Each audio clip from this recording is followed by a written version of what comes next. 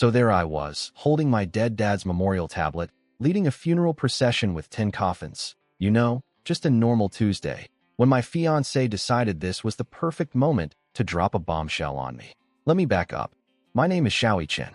I'm the youngest son of the great General Xiao Zhantian, the so-called war god of the nation. My dad and all 9 of my brothers just got wiped out fighting the Huns. Every single one. I'm the last man standing in the Xiao family, and I can't even fight because I'm basically a broken calculator. No power, no cultivation, nothing. A cripple, as polite society likes to remind me every 5 minutes. So the whole city showed up to pay respects. Thousands of people in white headbands, lining the streets for miles. Very emotional. Very solemn. I'm out front, doing my best, stoic grieving son, face, and then I hear hooves. Clip-clop, clip-clop. Here comes my beautiful fiancée, Chu Aoshuang, riding in on a white horse like she's the main character in a drama. Which, apparently, she thinks she is. Does she get off the horse? No. Does she offer condolences? Also no. She looks down at me, literally down, because she refuses to dismount, and says, and I quote, "Babe, I fell in love with someone else. I'm gonna marry him first. But don't worry, I'll still marry you too. I'm not a promise breaker." I'm standing there holding my father's funeral tablet. But wait, it gets better. She then lays out her master plan. She marries this other guy first. Has his babies first. Then when she's done with that whole situation, she'll swing by and marry me. Oh, and those babies she has with the other dude? I get to raise them. Lucky me. Also, I'm not allowed to hang out with my friends anymore.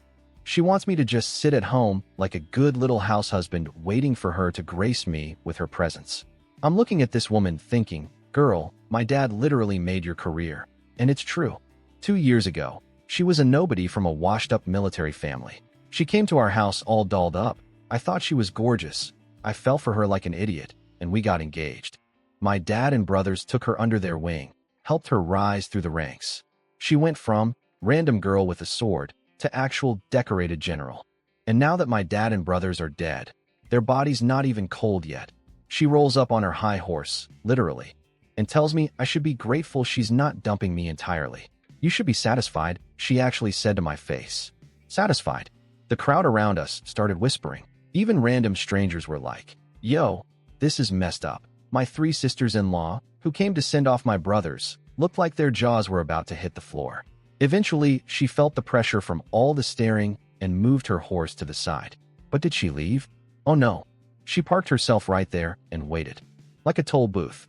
A really annoying, heartbreaking toll booth. I'll wait here. You will give me an answer today. So I went and buried my family. 10 miles of white-clothed mourners. The whole city weeping. And this whole time, in the back of my mind, I'm thinking about my fiancée sitting on a horse somewhere behind me, tapping her foot. When I got back, sure enough, there she was. Still on the horse. Still looking impatient. She actually looked annoyed that the funeral took so long. I asked her who the guy was. She said, General Fu Qinxing, all starry-eyed. He saved my life on the battlefield. We're soulmates, I laughed. Couldn't help it. Fu Qinxing? That loser, she went ice cold. You think you're still the old Xiaoichen? Fu Qinxing is a 4th-rank general now. I'm 5th rank. And you? You're nothing. You're not even worthy of being compared to him. And that, folks, is how my fiancée proposed a timeshare marriage to me at my father's funeral while refusing to get off her horse. I love my life. So where were we? Yes, my lovely fiancée was sitting on her horse, telling me I'm not worthy of being compared to her new boyfriend's pinky finger. Classic romance. Now, the Xiao family women behind me. They were furious. Like steam coming out of ears furious. See, they all used to like Chu Aoshuang. Pretty face, can swing a sword, checks all the boxes for a Xiao family wife. Grandma even approved of her. Everyone was counting on her to come back, marry me, and help me make some babies to continue the family line. Instead, she came back with whatever this was. I stayed calm though. I'm cool like that. I asked her, so does Fu Qinxing actually agree to share a wife? She waved her hand dismissively. Don't worry about him. He's not a vulgar person like you. He'll understand. Vulgar. She called me vulgar. This woman literally jumped into my bed before we were even married just to lock down my family's support. And now I'm the vulgar one. The acrobatics of that logic could win gold at the Olympics. I also asked if her dad was cool with this insane plan. She said yes. Her dad agreed. The whole family had collectively lost their minds. Fine then. All right, I said. Let's cancel the engagement. The Xiao family may be down bad right now, but I haven't sunk low enough to share a woman with another dude. And here's the thing. She was happy about it. This was her plan all along. She wanted me to be the one to break it off, so she wouldn't look like the bad guy. She'd just been handed a promotion. She's got a shiny military career ahead of her, and she couldn't afford the reputation hit of dumping the grieving son of the man who made her career. So she came here, said the most outrageous things possible, and waited for me to snap. Diabolical. Honestly, kind of impressive. Evil, but impressive. She even had the nerve to say, I never wronged you. I just wanted to pursue love. You're so petty for breaking off the engagement. But then my mom stepped in. Mama Lu was not having it. You want to leave? Fine. But first, let's settle the tab. Turns out, while Chu Aoshuang was out playing war hero, her family had been borrowing money from us like we were a bank. 118,327 silver taels. My mom had receipts. Signed receipts. Our family had been skipping meals to lend them that money, and they never paid back a single coin. We need that money, Mom said. The widows and orphans of our fallen soldiers need support.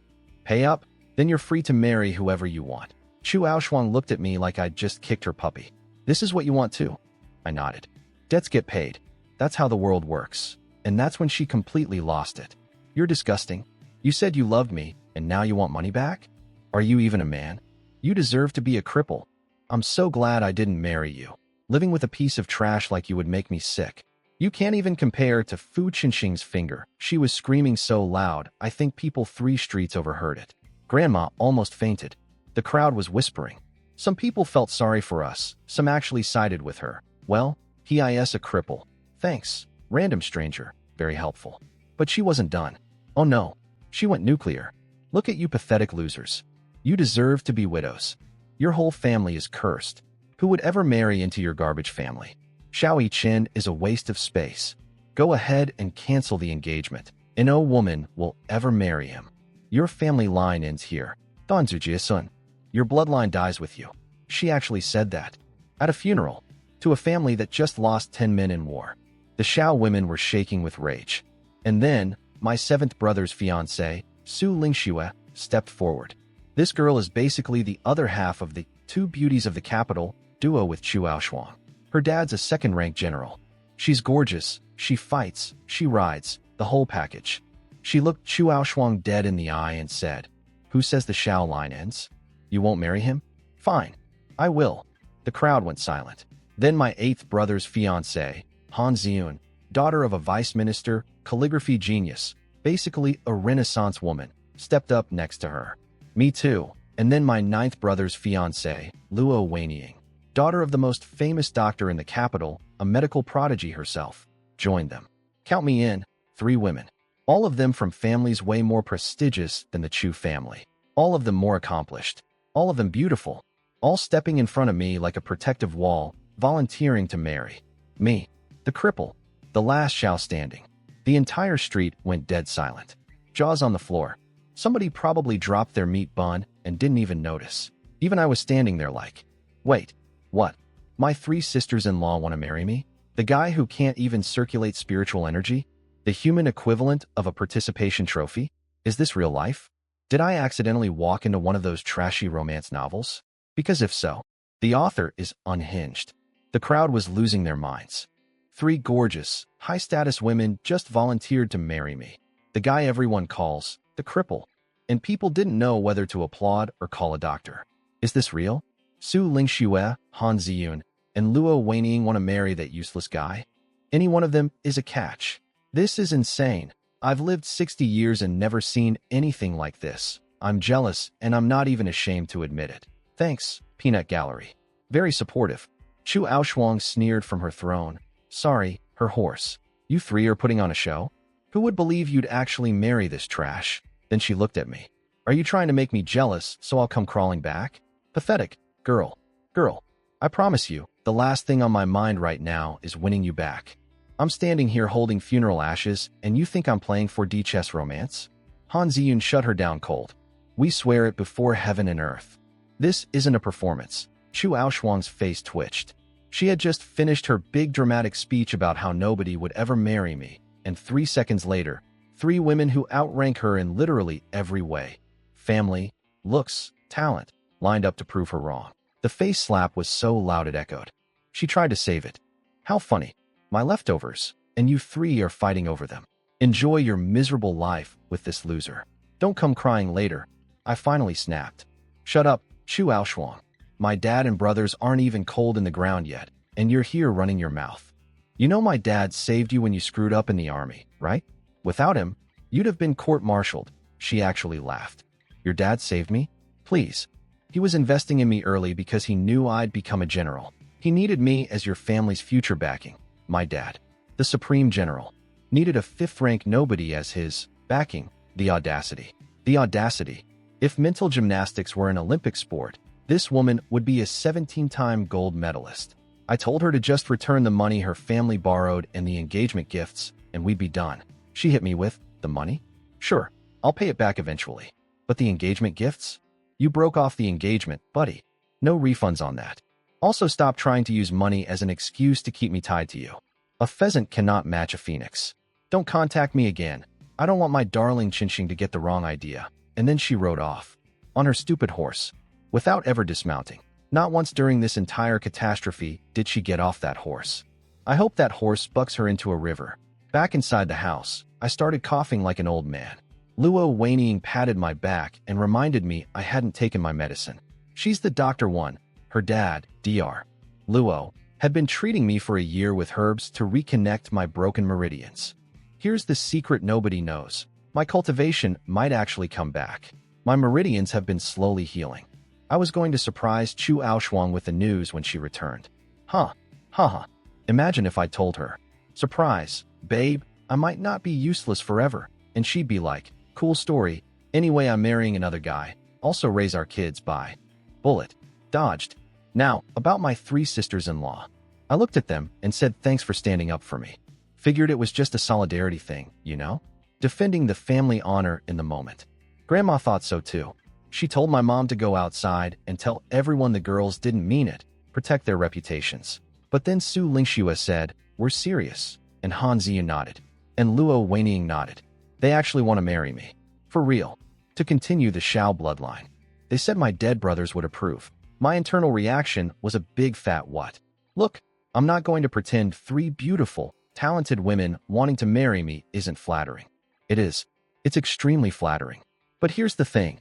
I don't have time for romance right now. My to-do list currently looks like this. Feed an entire household of widows, orphans, and elderly women, support the families of 30,000 dead soldiers whose government pensions are a joke, get back the mountain of money and gifts from the Chu family, figure out how to make a lot of money fast, maybe, possibly, recover my superpowers, try not to die. I used to be the ultimate couch potato. No money? Ask mom. No food? Ask mom. Life problems? That's what 9 older brothers are for. Now mom's broke, my brothers are dead, the pantry's almost empty, and I'm the only man left in a house full of people depending on me. Time to stop being a bum. I'm a transmigrator, for crying out loud. I came from another world with 21st century knowledge crammed in my brain. It's about time I actually did something with it. Step 1. Get that money back from the Chu family. I don't care if Chu Aoshuang thinks I broke off the engagement. She engineered the whole thing so she wouldn't have to return the gifts. I see you, girl. I see your little scheme, and I am not letting it slide. You want to play games? Fine. But I play to win. Back in my room, I decided it was time to do what every self-respecting transmigrator does. Invent something revolutionary and get rich. I grabbed paper and a brush, cracked my knuckles, and wrote down my first brilliant idea. Soap. Every transmigrator makes soap. It's like the unofficial initiation ritual. Step 1. Arrive in ancient world. Step 2. Make soap. Step 3. Profit. I stared at the paper. How do you make soap again? Something about oil, fat. You mix it with stuff. I sat there for 10 minutes chewing my brush like an idiot. I don't know how to make soap. Okay, fine. Moving on. I crossed out soap and wrote glass. Glass. That's even better. Glass would blow these ancient people's minds. You just need sand and heat. And then you melt it. Shape it somehow. Another 10 minutes of brush chewing. I don't know how to make glass either. I put down the brush and had a small crisis. Back in my original world, I was working 996, that's 9 a.m. to 9 p.m., 6 days a week, for you lucky people who don't know. When I did get free time, I played video games. Not once did I think, gee, I should memorize the medieval soap-making process in case I get teleported to ancient China. I went through everything. Elementary school, middle school, high school, college, work experience. Searching my brain like a desperate student control FING through a textbook during an open book exam. Nothing useful. Not a single thing. I have officially embarrassed transmigrators everywhere. Somewhere in the multiverse, other transmigrators are building empires with gunpowder and printing presses, and I'm sitting here unable to remember what goes into soap. I threw the brush on the desk and stormed outside. The whole mansion was draped in white. Crying echoed from every corner. It was suffocating. I needed air. I walked to my usual spot, a pavilion by the Fu River.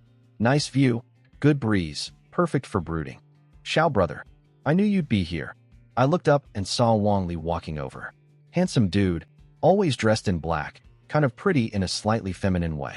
We met at one of those intellectual salon gatherings where scholars sit around debating how to save the country while doing absolutely nothing to save the country. Han Ziyun, my 8th brother's fiancée, had dragged me to one of those meetings. To help her save face, I talked about the relationship between labor force and productivity. You know, basic economics. The scholars stared at me like I was speaking in tongues. What nonsense. This fool is pretending to be deep, but Wang Li? Wang Li's eyes lit up like I'd handed him the keys to the universe. He got it immediately. After that, he kept coming back for more. I taught him about economies of scale, cost structures, supply chain optimization. The man practically wanted to take notes on his arm. He even offered to recommend me for a government position. Said he had connections. I said no. Why would I want to work? I had a rich dad and 9 buff brothers. Life was a hammock and I was lying in it. That aged well, didn't it? I heard about your family, Wang Li said, pouring us both wine. My condolences. We drank. And drank. And drank some more. Normally I can hold my liquor. Ancient wine is basically juice compared to modern stuff. But tonight I had too much weighing on me. Dead dad. Dead brothers. Psycho ex-fiancé. A house full of people to feed. 0 marketable skills. The wine hit different tonight. Memories started flooding in. My dad and brothers used to take turns sitting with me every night after I lost my powers. They'd tell me it wasn't the end of the world. They'd make me laugh. Dad said before he left for battle, "Son, when I come back victorious, you and Aoshuang will get married and give me a fat grandson. That's all I want in life." I watched him right away that day. Didn't know it was the last time. Something about the way they all died bothered me too. My dad defended the northern border for decades. My 9 brothers were each worth 10 men in battle. How does an entire family of legendary warriors die on the same day? It smelled wrong. It smelled like the story of Yu Fei, the most loyal general in history, betrayed and murdered by his own court. Was my family betrayed too? The wine hit my head and I stood up. The river was flowing, the wind was blowing, and something swelled up inside me. I started reciting. Well, technically stealing. Yu Fei's famous poem, "Rage bristles my hair, standing at the railing as the rain clears." I look up and roar at the sky, my heart burning fierce. Wang Li froze, wine bowl halfway to his lips.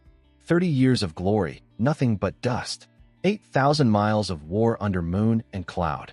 Don't waste your youth doing nothing. You'll weep when your hair turns white. Wang Li stood up, trembling. When victory comes, we'll feast on the enemy's flesh and drink the invader's blood. Then we'll rebuild our broken homeland and bow before the throne. Wang Li looked like his soul had left his body. Brilliant.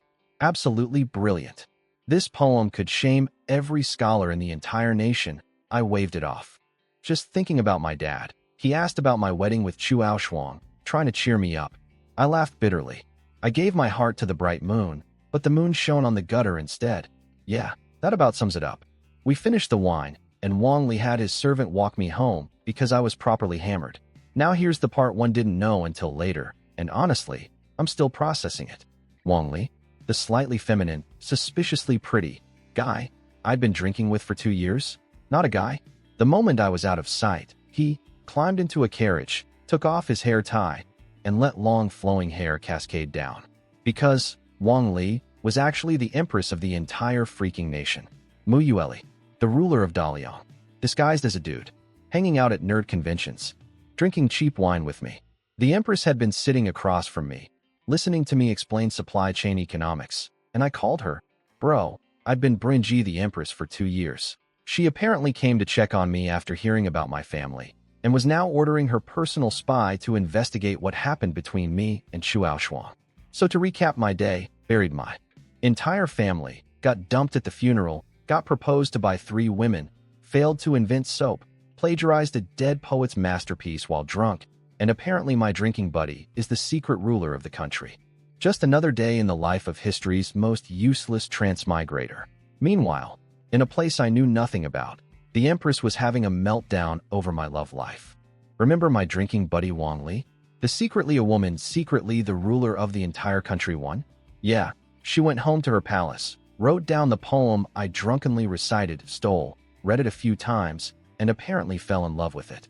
Warrior Empress, loves war poetry, makes sense. Then she called in her spy and asked for the full report on my situation. The spy told her everything. Chu Aoshuang blocking the funeral procession. The "I'm marrying 2 men" speech. The insults. The horse she never got off of. All of it. The Empress grabbed a vase and smashed it on the floor. How dare she? She blocked a funeral procession on horseback. What's next? Riding her horse into my throne room. She slammed the table so hard it literally broke in half. A solid wooden table. Snapped. The head eunuch looked like he was about to faint. The Shao family gave her everything. Shao Daling lost an arm, saving her life. And she repays them by showing up to insult their widows and orphans. The Empress was so angry, she started making executive decisions on the spot. First, she slashed Chu Aoshuang's reward money. The treasury's tight anyway. Then she ordered the imperial scholars to draft a decree forcing the Chu family to return every last coin of the engagement gifts, even if it bankrupts them. Oh, and she also quietly ordered her secret intelligence unit to investigate whether my dad and brothers were actually murdered. So the most powerful person in the nation was personally handling my breakup drama and suspicious of foul play in my family's deaths. And I was completely oblivious because I was at home trying to get rich. Speaking of which, let's talk about the most humiliating night of my transmigrator career. After getting home drunk, I passed by my eldest sister-in-law's room and saw her using a spinning wheel. An ancient, painfully slow, caveman-era spinning wheel. And a light bulb went off. Soap? Don't know it. Glass? Can't make it. But a spinning machine? I actually learned about that in school. The spinning jenny. The flying shuttle. The freaking industrial revolution. Finally, something useful from my education. I sprinted to my room and drew all night. Spinning machine. Weaving loom. Both improved designs that would multiply output by 5 times. My hand was cramping. My eyes were burning. But by morning I had 2 complete blueprints. I was so proud of myself, practically skipping as I brought the spinning machine design to my eldest sister-in-law, Zheng Riyue. Big sis, look at this. It's a new spinning machine. 1 day's work on this equals 5 days on your current one. She looked at the blueprints. Looked at me. Looked at the blueprints again. 10th brother, please stop messing around. I'm busy. If I don't finish today, your second sister-in-law won't have thread to weave. Translation, go away, you useless boy, adults are working. I took the weaving loom design to my second sister-in-law. Same reaction. Stop bothering me. Excuse me? I just drew industrial revolution technology, and you're telling me to go play? But honestly, I can't blame them. For the past year, my daily schedule has been wake up, walk the dog, feed the birds, nap, repeat. I have the reputation of a spoiled rich kid who's never earned a single coin. When I said at the funeral that I'd figure out the money situation, everyone just smiled and nodded the way you smile and nodded a toddler who says he's going to be an astronaut. Fine, fine. I'll prove them wrong. I went to Mom. Do you know a good carpenter? I need these machines built. Mom looked at the blueprints with the same confused expression everyone else had. Then she said something that made me slap my own forehead. If you need the best craftsperson. Did you forget about your 6th sister-in-law? My 6th sister-in-law. Mo Qingqing. Descendant of the Mahis school, the legendary ancient engineers and craftsmen. I literally have a mechanical genius living in my own house, and I forgot she existed. I grabbed the blueprints and ran to the back of the compound where she lives. She's the quiet type, keeps to herself, hangs out in the back courtyard doing her own thing. 6th sis. Can you look at these? She wiped her hands, took the blueprints, and her eyes went wide. Her hands started shaking. 10th brother. Where did you get these? I drew them. Tell the truth. Why does nobody believe me? I swear on everything. I drew them myself. She studied the designs, nodding faster and faster. These are brilliant. The multi-spindle mechanism alone would increase output several times over. If we build both of these, the Xiao family will never worry about money again. She said she could build them in 3 days. 3 days. I could have cried. After being rejected by 2 sisters-in-law, ignored by everyone, and unable to make soap or glass, someone finally recognized my genius. Well, not my genius. Some dead British inventor's genius from a few hundred years in my old world's future. But in this world, it's mine, baby. Patent pending. Xiao Yichen's totally original spinning machine. The comeback starts now. While I was busy inventing the Industrial Revolution in my backyard, the rest of the city was having a drama explosion. Let's start with my 3 would-be brides and how their dads took the news. Su Lingshue's house. General Su, second-rank military commander, big tough guy, heard his daughter wanted to marry me and basically short-circuited. Absolutely not. But Dad, I was already marrying into the Xiao family. I'm just switching brothers. The 7th son is dead. You have no connection to that family anymore. Then I'll connect to the 10th son. I'm marrying him, and that's final. He raised his hand to slap her, but she gave him that stubborn look, and he couldn't do it. Instead, he said something weird. There are things you don't understand. Marrying into that family could bring disaster to ours. Disaster? What disaster? That's suspicious, old man. Very suspicious. What do you know that we don't? He ended with, go near the Xiao house again, and you're no longer my daughter. Han Ziyun's house. Even worse. Her dad, the vice minister of rights, heard the news and straight up locked her in her room. Full house arrest. No visitors, no going out, no nothing. This is the same guy who used to brag to everyone about his daughter marrying into the glorious Xiao family. Couldn't shut up about it. Now that we're down on our luck, change the locks. Ziyun was furious. She was ripping up her paintings, which for an artist of her level is basically the equivalent of flipping a table. She told her maid to sneak out and find Su Lingxue so they could stage a prison break. My girl was literally planning a jailbreak to come marry me. I don't know whether to be touched or terrified. Luo Weiniang's house. The only good news. Dr. Luo, her dad, actually supported her decision. He and my family go way back, and here's the thing. He's been treating me for a year. He knows something nobody else does. My condition might not be permanent. He's confident his medicine will eventually fix me, and when it does, the genius martial artist everyone thought was dead will be back. So Dr. Luo basically made a long-term investment in his future son-in-law. Smart man. I like him. Now let's talk about the other guy in this love triangle. Fu Qinxing, Chu Aoshuang's precious new boyfriend. Oh, where do I even begin with this clown? 3 years ago, this dude came back from training somewhere, beat 10 fighters in a row, and got a big head about it. So naturally, he marched up to my door and challenged me. The #1 martial arts talent in the entire capital. I beat him in 1 move. 1 single move. And instead of thinking, wow, I challenged the best fighter in the city and lost, maybe I should train harder, this genius decided it was my fault. How dare I beat him so easily? I should have let him last at least 100 moves to save his face. By winning too fast, I was clearly trying to humiliate him. The logic. This man's brain operates on a completely different operating system. So he swore eternal revenge on me. Then some mysterious, important person picked him up, sent him to the military, and in the big battle against the Huns, the same battle where my entire family died, he somehow became the hero who saved the day. Convenient timing, huh? My family gets wiped out, and he gets all the glory? I'm filing that under suspicious things to investigate later. But the best part? The absolute cherry on top? He wasn't just happy about the military victory. No. What really excited him was stealing my fiancée. He was literally at home preparing engagement gifts, giggling to himself about how he was going to send me a wedding invitation just to rub it in my face. He wanted to watch me cry while he married my ex. This man has the emotional maturity of a vindictive 12-year-old. The Empress had already approved the marriage. He'd used his war merits to request it. His own family thought he was an idiot for wasting military rewards on a bride, but he didn't care. Beating me was more important than gold. Rent. Free. I live in this man's head rent-free. Now here's the part one didn't know about at the time. The Empress was quietly taking revenge on my behalf. Chu Aoshuang's reward for her military service?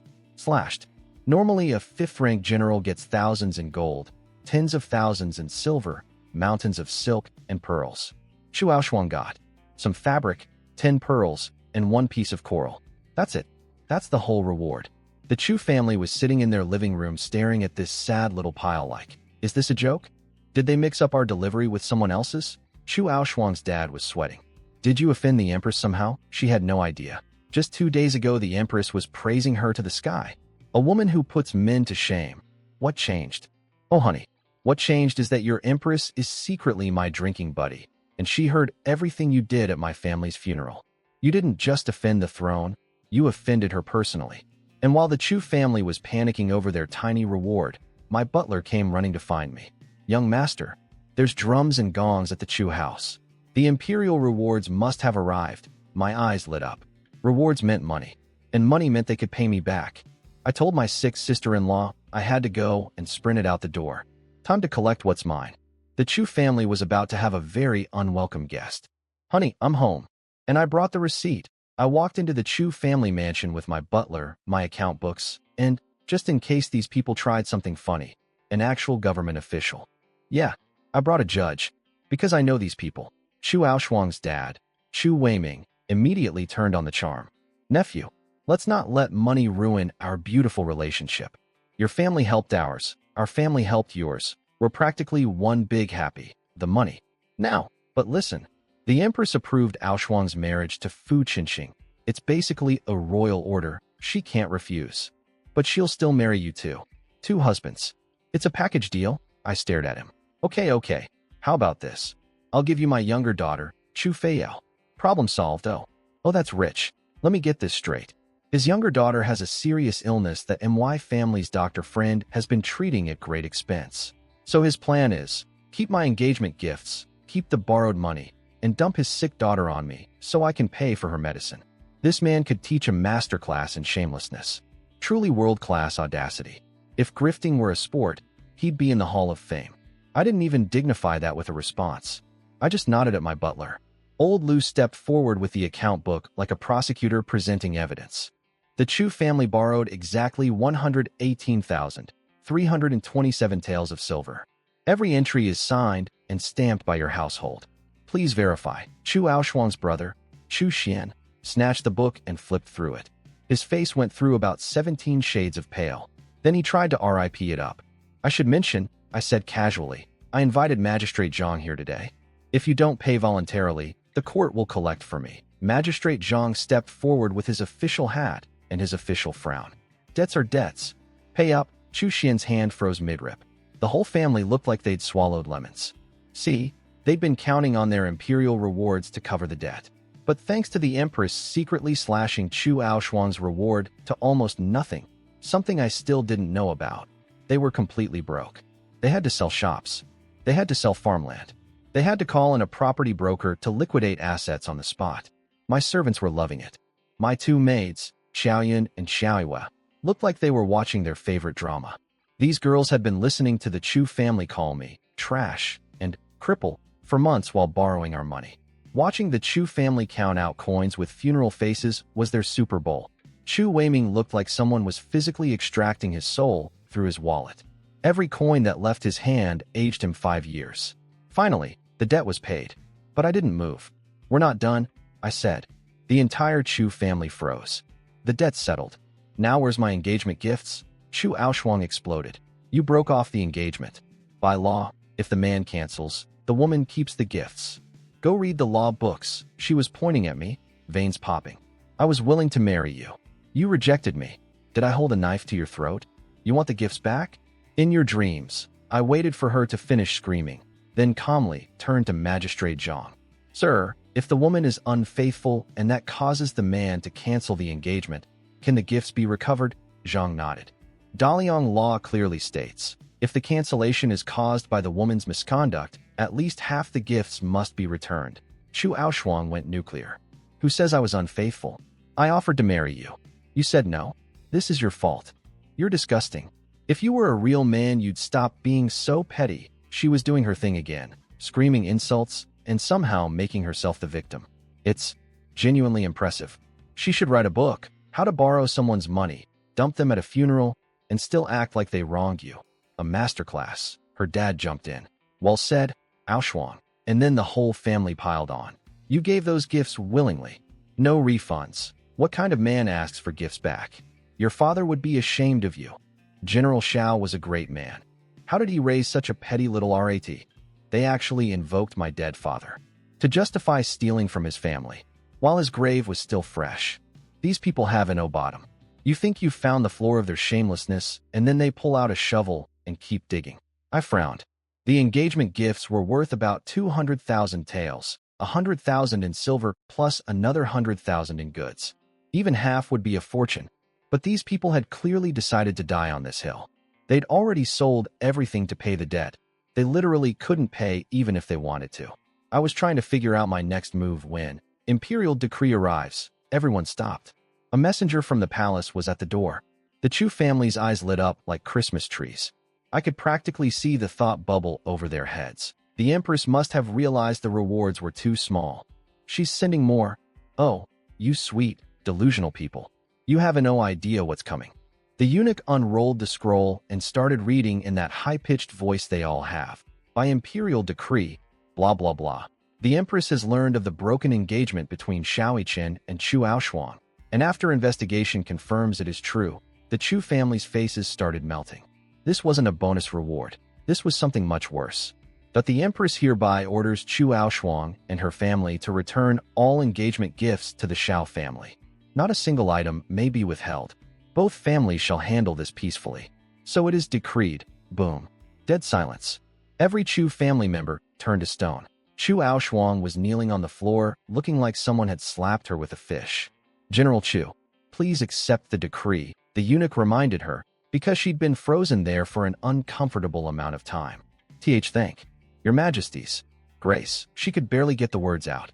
Now I was shocked too. I had nothing to do with this. I didn't go to the Empress. I didn't even know how to get an audience with the Empress. But somehow, the ruler of the entire nation took time out of her busy schedule of running a country to personally force my ex-girlfriend's family to give me my stuff back. I had no idea why, but I wasn't about to complain. Chu Aoshuang whipped around. You went to the Empress, didn't you? UTTTLED, girl, I literally don't know how this happened. But sure, let's go with that. I look way cooler if you think I have a direct line to the throne. Her dad was having a full mental breakdown. What do we do? What do we do? He aged 10 years and 10 seconds. They'd already sold their shops and farmland to pay the debt. The engagement gifts were worth 20,000 taels of silver. They'd have to sell their ancestral home. They'd be homeless. For one beautiful moment, I watched karma do its thing in real time. But then, oh, this is where it gets really good. The butler rushed in. Master, General Fu is here, with engagement gifts. He's here to formally propose. Chu Weiming's face went from funeral to festival in half a second. Quick, welcome him. No, I'll go personally. The whole family stampeded outside like Fu Qinxing was Santa Claus riding in on a sleigh full of money. Which, essentially, he was. Fu Qinxing strolled and looking smug as ever. He spotted me in the crowd, and his eyes lit up with pure hatred, then switched to a cocky grin. Oh, he was loving this. Coming to claim my ex-fiancée right in front of me? This was his fantasy come true. Chu Aoshuang went full damsel mode. Fu darling, she cooed, all soft and shy. She called him Fu darling, with a tilde. This woman was screaming at me like a banshee 5 minutes ago, and now she's doing anime girlfriend voice for this clown. Fu Qinxing looked like he was about to melt.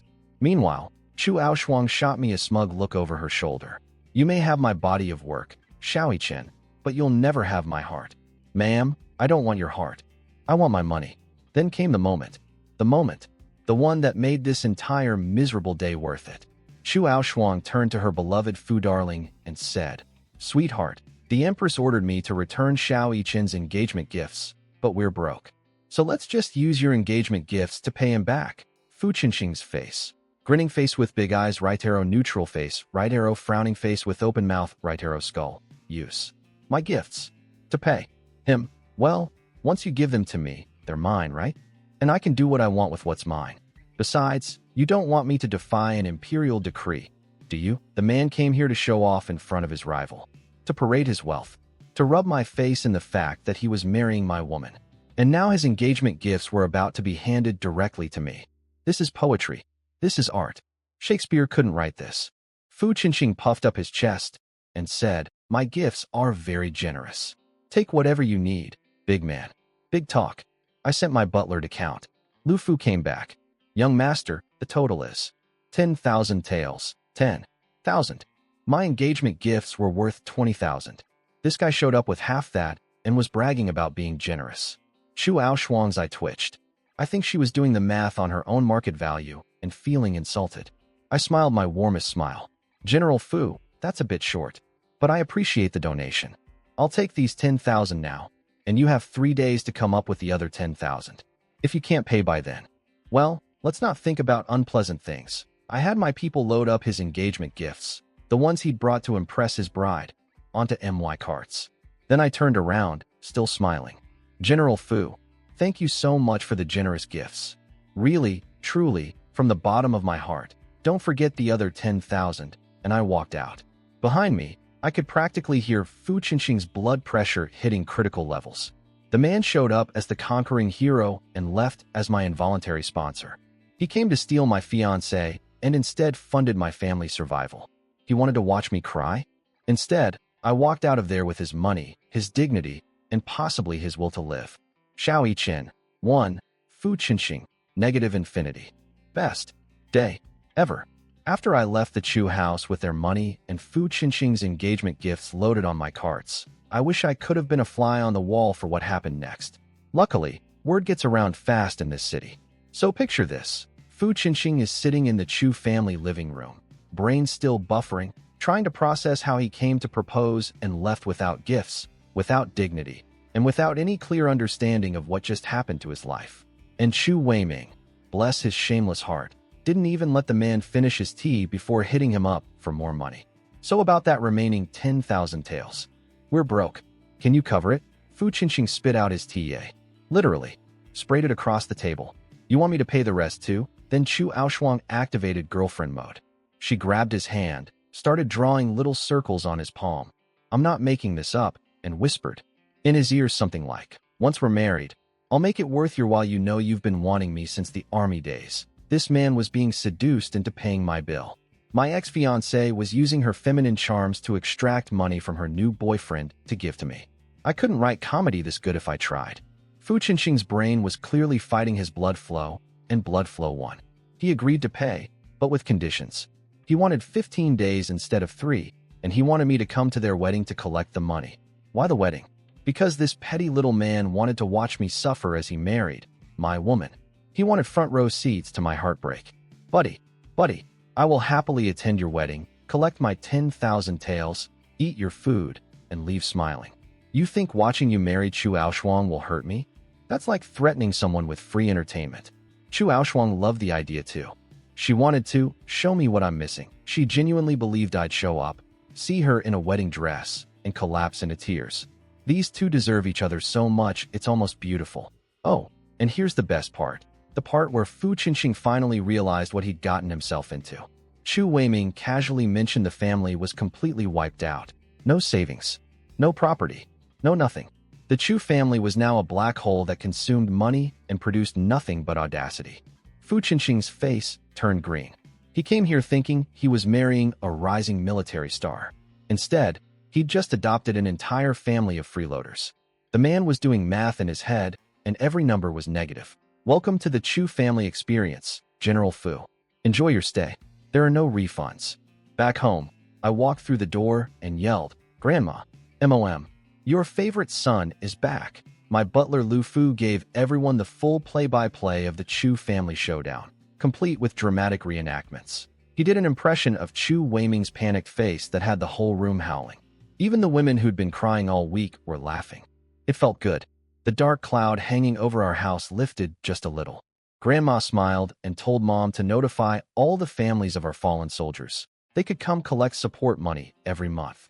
These men died following our family. We take care of their people. Period. Not a single woman in the room objected. Not one. These ladies were barely eating enough themselves, and they unanimously agreed to share what we had with thousands of soldiers' families. I stood there doing the math and quietly panicking. 20,000 taels sounds like a fortune, but when you're funding monthly payments for thousands of military widows and orphans plus feeding our own enormous household, that money would evaporate like morning dew. I needed more income streams. The spinning machines would help, but they'd take time to generate real profit. I needed something now. Mom, give me the Chu family shop deeds. Keep the cash. She looked at me suspiciously. What do you want shops for? Business stuff. She followed me to the door and grabbed my sleeve. You're not going to sell them and blow the money on fun, are you? MOM. I am trying to save this family, and you think I'm going to go clubbing? I used to be irresponsible. I'm not anymore. Trust me. She let go, but I could feel her eyes boring into my back as I walked away. Fair enough. A year ago, I was literally walking dogs and feeding birds for a living. Trust is earned. Next morning, I took my maid Xiaoyan and headed out to inspect my new properties. Time to see what I was working with, study the market, and figure out how to turn a handful of shops into a money printing machine. Because here's the reality. I've got a grandmother, a mother, 6 sisters-in-law, 3 maybe fiancés, 2 maids, a butler, a household of servants, and roughly 3,000 military families all counting on me. No pressure or anything. Let me explain how the capital city works. North side, the palace. East side, government officials. South side, rich people. West side, regular folks. The shop the Chu family gave me, right on the border between rich and poor. Basically the economic DMZ. They kept their fancy South Side shop and gave me the one next to the peasants. Classic Chu family move. Even when paying debts, they find a way to be petty. But honestly, the location wasn't bad. It sat at a crossroads of 2 busy streets. I could work with this. I spent the morning checking out competitor shops in the area. Fabric stores, silk merchants, clothing dealers, about a dozen of them. All selling basically the same stuff in basically the same way. Zero innovation. Zero creativity. It was like every store was copy-pasted. My maid Xiaoyan watched me running from shop to shop, muttering to myself, and finally asked, Master, are you going to sell fabric too? I grinned. Not just fabric. I'm going to build the fashion capital of this entire city. I'm going to create the trends, define the style. I'm talking about building the fashion scene. The fashion scene? You'll understand later. She looked at me like I'd been drinking again. I get that look a lot. Next stop, our family's existing shop, the Brocade Pavilion in the south side. My third sister-in-law, Zhao Wanxian, ran it. We weren't even close yet when I heard yelling. You Shao family people treat us like garbage. We want a raise. No raise, no work. We're done. Oh good. A labor strike. Just what I needed today. I pushed through the crowd and found a group of workers blocking the entrance. Their ringleader was Zhang Tao, a veteran dye master who'd worked at our shop for years. He was demanding a raise of 10 taels per person per month, threatening to walk if we didn't agree. My third sister-in-law was nearly in tears trying to negotiate. Zhang, you've been with us forever. The family has always treated you well. Please don't do this now. Zhang Tao had the decency to look slightly guilty, but he held firm. I've developed a new dyeing technique. Pay up or we leave. Something felt off about this. The timing was way too convenient. My family just lost everything. We just got money back from the Chu family, and now these guys suddenly want a massive raise? On the same day, I stepped out of the crowd. You want 10 taels extra per person? Are you out of your minds? Pay them what we owe for this month and tell them to get out. My third sister-in-law grabbed my arm. What are you doing? They know all our dyeing techniques. Without them, we're finished. The workers looked shocked. They expected the house full of widows and one cripple to fold immediately. Instead, the cripple just fired them all. Zhang Tao puffed up. Fine. You said it, not us. Let's go, boys. Don't come crying when your shop collapses. And they marched out like they'd won something. My sister-in-law stared at me in horror. You just let our entire workforce walk out. They have all our dyeing secrets. What are we supposed to do now? Relax. I'll make the dyes myself. Better ones. She looked at me the way a doctor looks at a patient who just said they're going to perform their own surgery. Xiaoyan was standing behind me, biting her lip, trying very hard not to say what she was thinking. As my personal maid, she knew exactly what my skill set was. Walking dogs, feeding birds, drinking tea, and sleeping. Dyeing fabric was not on that list. Just close the shop for a few days, I said. When my new dyes are ready, we'll reopen and business will explode. Third sister-in-law looked like she wanted to cry and strangle me simultaneously. She silently went to the back room to finish the half-done work the deserters left behind. Now, here's what I didn't know at the time, but found out later. The whole strike was a setup. Zhang Tao led the workers straight to the Chu family's competing shop, Silk Cloud Pavilion. Chu Aoshuang's cousin was there waiting for them with open arms, practically rolling out a red carpet. The Chu family had orchestrated the entire thing. They poached our workers, stole our dyeing techniques, and planned to crush our business. And behind the Chu family? Fu Chinxing, Mr. Petty Revenge himself. After I took his engagement gifts yesterday, that man went home, gathered his family to borrow money, and simultaneously launched a plot to destroy my shop. He'd been the one who told Zhang Tao to cause trouble. He figured without dye workers, our shop would die, we'd go broke, and then, and I wish I was making this up, he planned to swoop in as a generous savior and try to seduce my sisters-in-law. That was his actual plan. Bankrupt us, then hit on my family. Let me say that again so it sinks in. This man's strategy for revenge was to financially ruin a house full of war widows and then try to sleep with them. He was sitting in his living room going, ha ha ha, like a cartoon villain, thinking about how he'd play with my sisters-in-law once we were desperate. This guy, he's not just my enemy. He's a genuinely terrible human being. Like, I thought the rivalry was about me beating him in one move 3 years ago, but no, he's actually just evil. But here's the thing Fu Chinxing and the Chu family didn't account for. I'm not from this world. They think dyeing fabric is some ancient guarded secret that takes years to master. They think without Zhang Tao, I'm helpless. They have no idea that I spent 4 years in a modern world where chemistry exists, where synthetic dyes exist, where color theory is taught in middle school art class. Soap? Can't make it. Glass? No clue. But fabric dye? That's just chemistry. And that I actually remember. The fashion revolution starts in 3 days. And these clowns have no idea what's coming. While I was busy planning my fashion empire, Su Lingxue was having a family crisis at her house. Her dad had gone nuclear. Not only did he forbid her from marrying me, he'd already picked a different husband for her, accepted engagement gifts, and was basically ready to ship her off like an Amazon package. Without even telling her. Lingxue's reaction? She grabbed a pen, wrote a letter disowning herself from the Su family, packed her bags, grabbed her maid, and jumped over the wall. She literally escaped her own house like a prisoner of war. Over the wall, in the middle of the day, to come marry me. I don't know whether to be flattered or concerned that women keep doing increasingly dramatic things because of me. I'm a cripple who can't make soap. What is happening? She didn't come straight to my place, though. She went to round up the other 2 girls first. Because apparently when you're staging a romantic rebellion against your family, you do it as a squad. Meanwhile, back at the Shao mansion, I was in my room drawing kipeos. Yes, kipeos. Those gorgeous, form-fitting Chinese dresses from my old world that make every woman look like she stepped out of a painting. Straight hemlines, wide hemlines, fishtail cuts, formal gowns. I was sketching every style I could remember. Thank God I took art classes in high school. My sketches actually looked like clothes and not abstract nightmares. Small victories. My maid Xiaoyan was watching me draw, head tilted like a confused puppy. Master, are those women's clothes? Before I could answer, young master, your mother wants you in the main hall. Oh. I walked in and Mom was giving me the look. You know the look. Every mother has one. It's the face that says, I love you, but I'm about to destroy you. Did you go to the brocade pavilion and chase away all the workers? Third sister-in-law Zhao Yashuan was standing behind her, arms crossed, shooting daggers at me with her eyes. Mom, they were extorting us. 10 taels per person per month. That's highway robbery. So your solution was to tell them to get lost? There was room for negotiation. Now we have no workers, half-dyed fabric sitting in the shop, and your third sister-in-law is doing everything by herself. Mom was spiraling. I could see it. She'd been awake for days worrying about money, counting every coin, trying to figure out how to feed an army of dependents. She'd been so happy when I brought back the money from the Chu family. My boy is finally growing up, and then I immediately torpedoed our only business.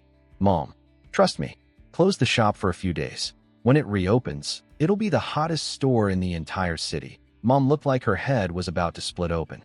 I could practically hear her inner monologue. This child's only talent was martial arts, and he lost that. He spent the past year walking dogs, and now he thinks he's a businessman. I'm going to have a stroke. She didn't even argue. She just sent third sister-in-law to go hire replacement workers from an employment agency and completely ignored my grand promises. Third sis gave me one last withering look on her way out. The kind that said, you are the source of all my problems, fair. But just wait. Oh. And Mom also told me the Chu family had asked for 15 days to return the remaining 10,000 taels instead of 3. She'd already agreed. MOM. Why would you do that? We should squeeze them harder. They can't produce that much in 3 days. We already won. Don't push too far, she said it gently, and I caught the way she looked at me, with pity. She thought I was acting out because I was heartbroken over Chu Aoshuang. She thought firing the workers was me throwing a tantrum. MOM. I am not heartbroken. I am strategizing. There is a difference.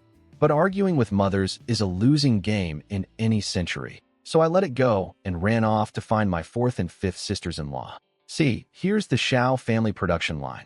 First sister-in-law. Spinning thread, second sister-in-law. Weaving fabric, third sister-in-law. Running the shop, fourth and fifth sisters-in-law. Sewing experts, sixth sister-in-law. Mechanical engineering genius, I showed fourth and fifth sis my Qipao designs. Their eyes went huge. They'd never seen anything like it. But their feminine instincts kicked in immediately. They could feel that these designs would look amazing. They agreed to start making samples right away. Now for the dyeing problem. Everyone thought I was bluffing when I said I'd handle it myself. My maid thought I was delusional. My mother thought I was having a breakdown. My third sister-in-law thought I was actively sabotaging the family. But here's my secret weapon. I once visited a silk museum. I know. Not exactly the coolest weekend activity. But it was a school trip. They had a hands-on exhibit about ancient dyeing techniques, and I actually participated. I mixed the dyes. I dipped the fabric. I learned the process. The dyeing in this world is primitive, just mashing plants and dunking cloth in it. The colors come out dull, they fade fast, and everything looks kind of sad. But I know about mordant dyeing. You add alum or green vitriol to the dye bath, and suddenly the colors pop like they're in HD. Brighter, richer, more vivid, and they actually last. It's literally just adding one extra ingredient. But it's the difference between a flip phone and a smartphone. So let me lay out the master plan. Sixth sister-in-law builds the super spinning machines and looms. First and second sister-in-law produce fabric 5 times faster. I dye it with my superior mordant technique. Fourth and fifth sister-in-law sew it into never-before-seen Qipao designs. Third sister-in-law sells them at both shops. The Chu family thinks they won by stealing my workers. Fu Qinxing thinks he's destroyed my business. They have no idea they just removed the weakest link in my chain and gave me an excuse to rebuild from scratch with technology that's 1,000 years ahead of anything they've ever seen. Fashion revolution, baby. Coming soon to a capital city near you. 3 days later, it was showtime. Sixth sister-in-law, Mo Qingqing, delivered exactly as promised. The spinning machine and weaving loom were built, assembled, and ready to go. Beautiful craftsmanship. Maist engineering at its finest. I could have kissed those machines. I called all the women in the house to her courtyard. Every single one. Grandma, mom, all 6 sisters-in-law, the maids, everybody. Why? Because I was tired of being treated like the family mascot. The useless pet everyone feeds but nobody expects anything from. Every woman in this house looked at me and saw the same thing. A crippled boy who walks dogs and eats snacks. Time to change the narrative. Big sis, remember those blueprints I showed you? The ones you told me to stop bothering you with? They're built now. Try them. First sister-in-law and second sister-in-law exchanged a look. The universal, let's humor the idiot. Look, grabbed their materials, and climbed onto the machines. They fumbled around for a bit, figuring out the controls. The rest of the women stood around like they were watching a circus act, fully expecting this to be another one of my embarrassing failures. Then the machines started going. And going. And going. Thread was flying. Fabric was forming. The speed was absolutely insane compared to their old equipment. First sis was staring at her own hands like they'd been possessed. Second sis looked like she'd seen a ghost. The crowd went silent. Then everyone's jaws collectively hit the floor. How is it so fast? First sister-in-law finally believed me. 5 days of work in 1 day. I told her that 3 days ago, and she'd sent me away like a stray cat. Now she was sitting on the machine, looking like someone who just discovered fire. Mom's eyes lit up. If we scale this up, this could change everything for our family. Yes. Thank you. That's what I've been saying. But then third sister-in-law, Zhao Yashuan, queen of cold water, opened her mouth. Great. So we can make fabric faster. So what? Nobody in this country buys plain fabric. Everyone wants colored cloth. Without dyes, all this fabric is just going to sit in storage collecting dust. The room deflated like a punctured balloon. She was right, and everyone knew it. In Daliang, wearing plain undyed fabric is like showing up to a party in pajamas. Nobody does it. The original fabric isn't even white. It's this ugly yellowish color that screams. I gave up on life. Third sis had spent the last 3 days running to every employment agency in the city trying to hire dye workers and came back empty-handed every time. She'd been crying about it. So yeah, she had some feelings about the dyeing situation. I smiled and pulled a piece of red cloth from inside my robe. Three sis, what do you think of this? She took it, glanced at it, then froze. Her eyes went wide. Her breathing got fast. Her hands started trembling. This wasn't just red. This was red. The kind of red that grabs you by the eyeballs and doesn't let go. Deep, vivid, practically glowing in the sunlight. Every fabric shop in the city sold red cloth that looked like someone had vaguely waved a bead near it. This was like comparing a candle to the sun. Where did you get this? She stammered. I made it. Stop joking. Who made this? You must know some master dye craftsman. Please tell me who it is. We need to hire them immediately. I've never seen red like this in any shop. This person must be a genius. We'll pay whatever they want. And then every woman in the room started going. Yes, who is this master? Quick, bring them here. This red is incredible. How is this even possible? We'll pay anything. They were passing my red cloth around like it was a holy artifact, all talking at once, voices getting higher and higher. I now understood that internet joke about one woman equaling 500 ducks. This was 10,000 ducks quacking simultaneously. My brain was melting. Everyone quiet down. Mom took the cloth, silenced the room with her authority, and looked at me very seriously. Son, tell me who this dye master is. I will personally go to their home and invite them to work for us. Oh, Mom. Sweet, sweet Mom, who literally watched me fail at everything for a year.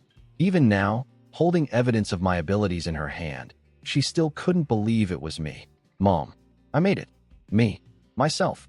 Your son. The one standing in front of you. Nobody believed me. Not one person. Fine. Watch. I went inside, grabbed my ingredients, and started making dye right in front of everyone. Mixed the plant extracts, added the mordant, alum, the secret ingredient that makes colors pop, heated it up, stirred it around. 1 hour later, a fresh batch of brilliant red dye was sitting in a pot. Dead. Silence. Every woman was staring at me like I'd just turned water into wine. These were the same women who, 3 days ago, thought I was a useless troublemaker who ruined the family business for fun. Third sister-in-law looked like she wanted the earth to swallow her. She'd been trashing me to Mom, rolling her eyes at every promise I made. And now she was standing there watching me casually produce dye that was better than anything sold in the entire capital. The other women were looking at me like they'd never seen me before. Which, in a way, they hadn't. They'd seen dog-walking Xiaoi Chen, bird-feeding Xiaoi Chen, napping Xiaoi Chen. This was new Xiaoi Chen. And he came with receipts. Mom's eyes got watery. I could see the gears turning in her head. New spinning machine. New loom. Now this dye? All of this happened after the breakup with Chu Aoshuang. Her conclusion?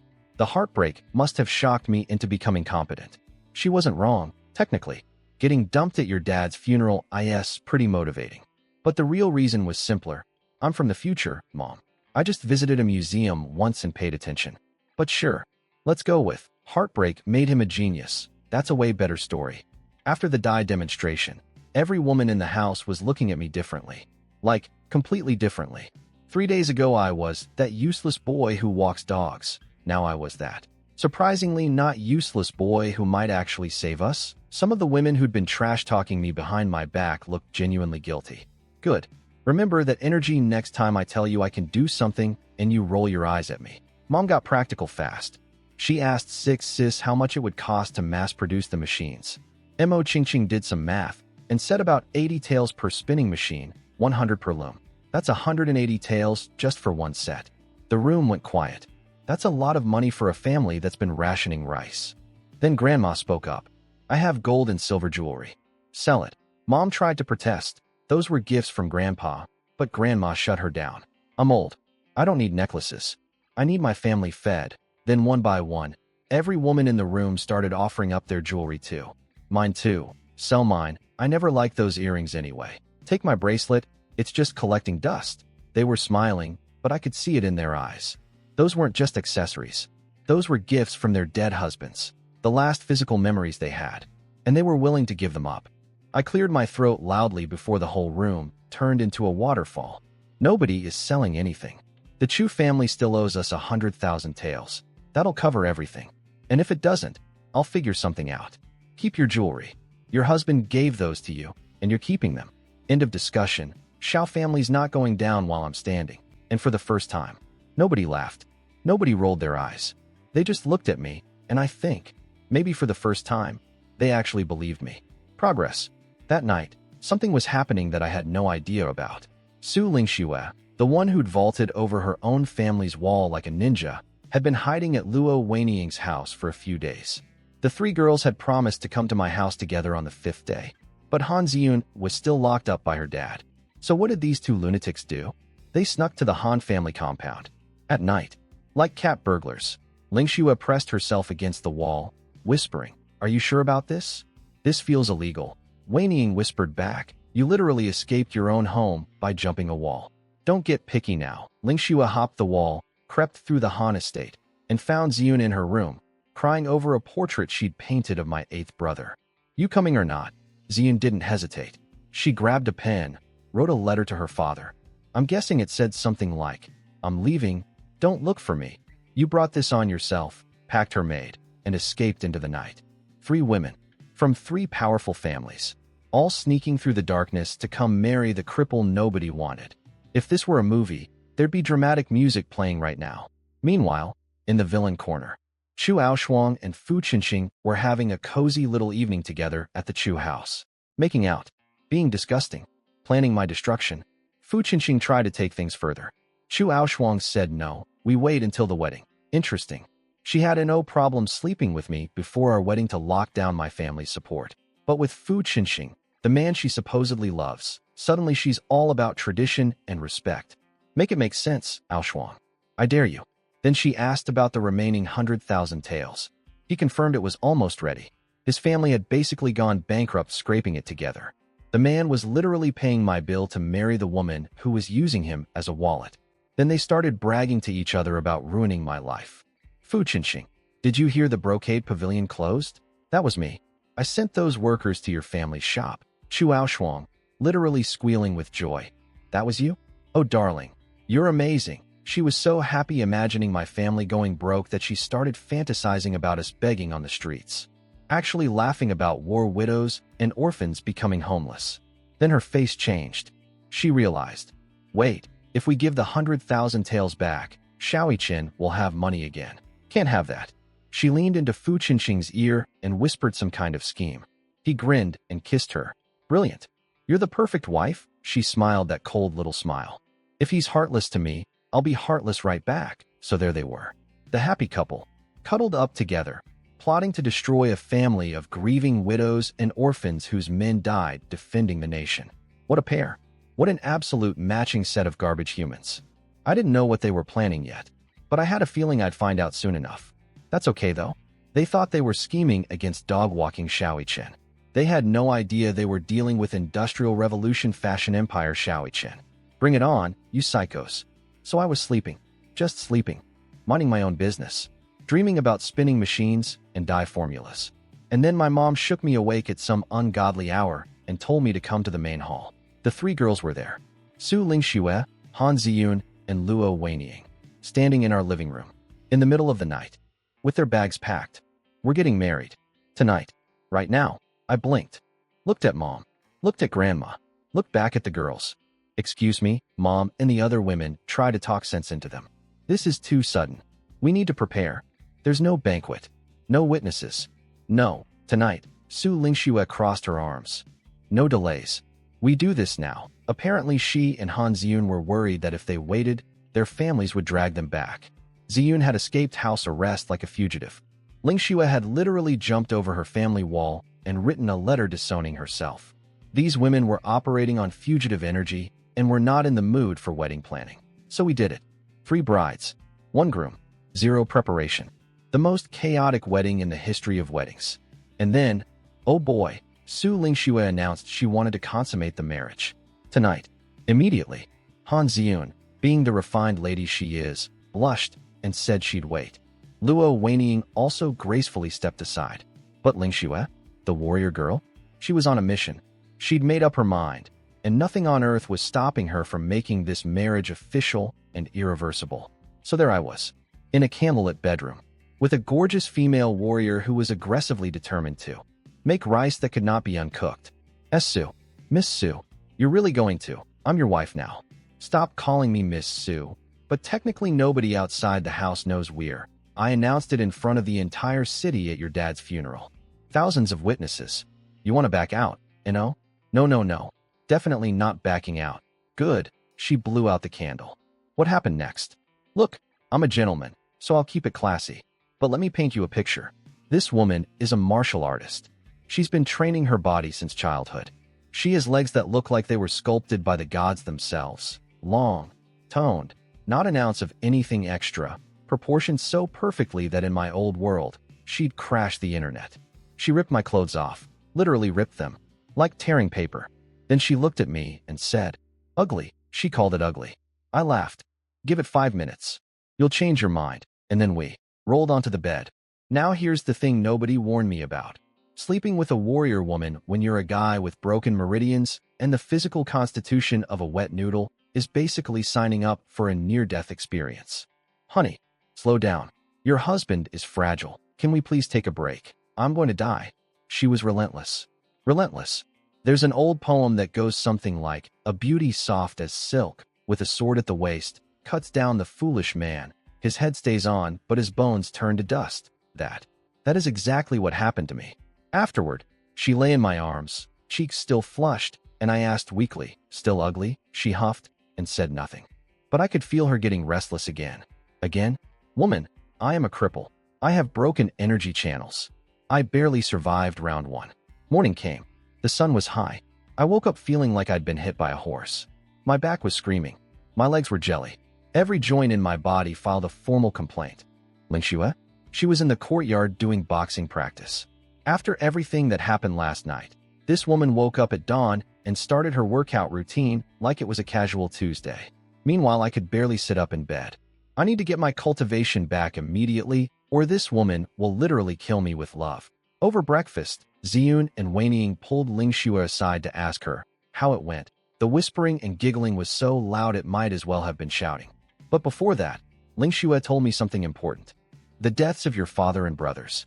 Something's not right. She told me how her dad had violently opposed her marrying me and said it would bring disaster to the Su family. Ziyun's dad had locked her up. 2 powerful families, both suddenly terrified of being associated with the Shao name. Doesn't that seem suspicious? She said. Someone powerful is behind this. Someone your family may have crossed. My blood went cold. My dad was already the top general. The only people above him were royals. Was it a prince? Someone in the palace? Were my father and brothers murdered? Lingxue took my hand. That's why we rushed the wedding. We needed it done before anyone could stop us. And from now on, I'm your bodyguard. Anyone who wants to hurt you goes through me first. I squeezed her hand. I will never betray you. She smirked. You wouldn't dare? I could beat you up with one hand. But she's not wrong. After breakfast, I headed to the river pavilion to meet my buddy, Wang Li. You know, the one who's secretly the empress of the entire nation, which I still had absolutely no clue about. Wang bro, I have a business opportunity for you. I laid out my whole plan. The machines, the dyes, the fashion revolution, and then hit him with my pitch. Invest in me. When profits roll in, we split 70-30. I get 70. Wang Li looked at me coolly. You're just broke and need cash, don't you? You investing or not? Didn't you just get money from the Chu family? I mumbled something about not having received the full amount yet. I didn't mention I'd given most of the cash to soldiers' widows. A man's got to keep some mystery. How much do you need? 100,000 taels? Wang Li nearly choked. I could see the panic behind those pretty eyes. What I didn't know was that the national treasury was basically empty, and this rich young man was actually the ruler of a broke country who'd already dipped into the royal personal savings to keep the lights on. The Empress of Daliang was as strapped for cash as I was. Beautiful. After some back and forth, he offered 50,000 at 80-20, 2 shares for him. Deal. I jumped up, slapped him on the shoulder like we were drinking buddies, which we were, and said, I knew you were a real one. Send it tomorrow, and I walked off. What I didn't see, behind the pavilion, the imperial bodyguard who'd been secretly protecting the empress had his hand on his sword because I'd just casually shoulder-slapped the most powerful person in the country. One day I'm going to find out Wang Li is the empress, and I will need to sit down for a very, very long time. But today Today I have 50,000 taels of investment capital secured, 3 wives who would literally fight armies for me, a fashion empire ready to launch, and enemies who have no idea what's about to hit them. The cripple is cooking, and business is about to be booming. I was walking back to the courtyard when I heard voices from inside. My 3 wives were having a little chat. Ziyun, you can let Ling Xue have tonight again. I'm not ready yet. Oh great, they were discussing the bedroom schedule. Like a timeshare, but for my body. Then I heard Ling Xue say, don't worry about him hurting you. He's so weak. Last night, I had him begging for mercy. He couldn't even get up. You should have seen his face. It was hilarious. She was in there roasting me. To my other 2 wives. On day 1 of our marriage. Ma'am, I was a gentleman last night. I was tender. And you're out here telling everyone I got dominated like a baby deer fighting a tiger. Where is the loyalty? I mean, yes, it happened exactly like that. But the betrayal of sharing that information. I was about to storm in and defend my honor when Butler Liu came running, completely panicked. Young master, General Su is here. And Vice Minister Han.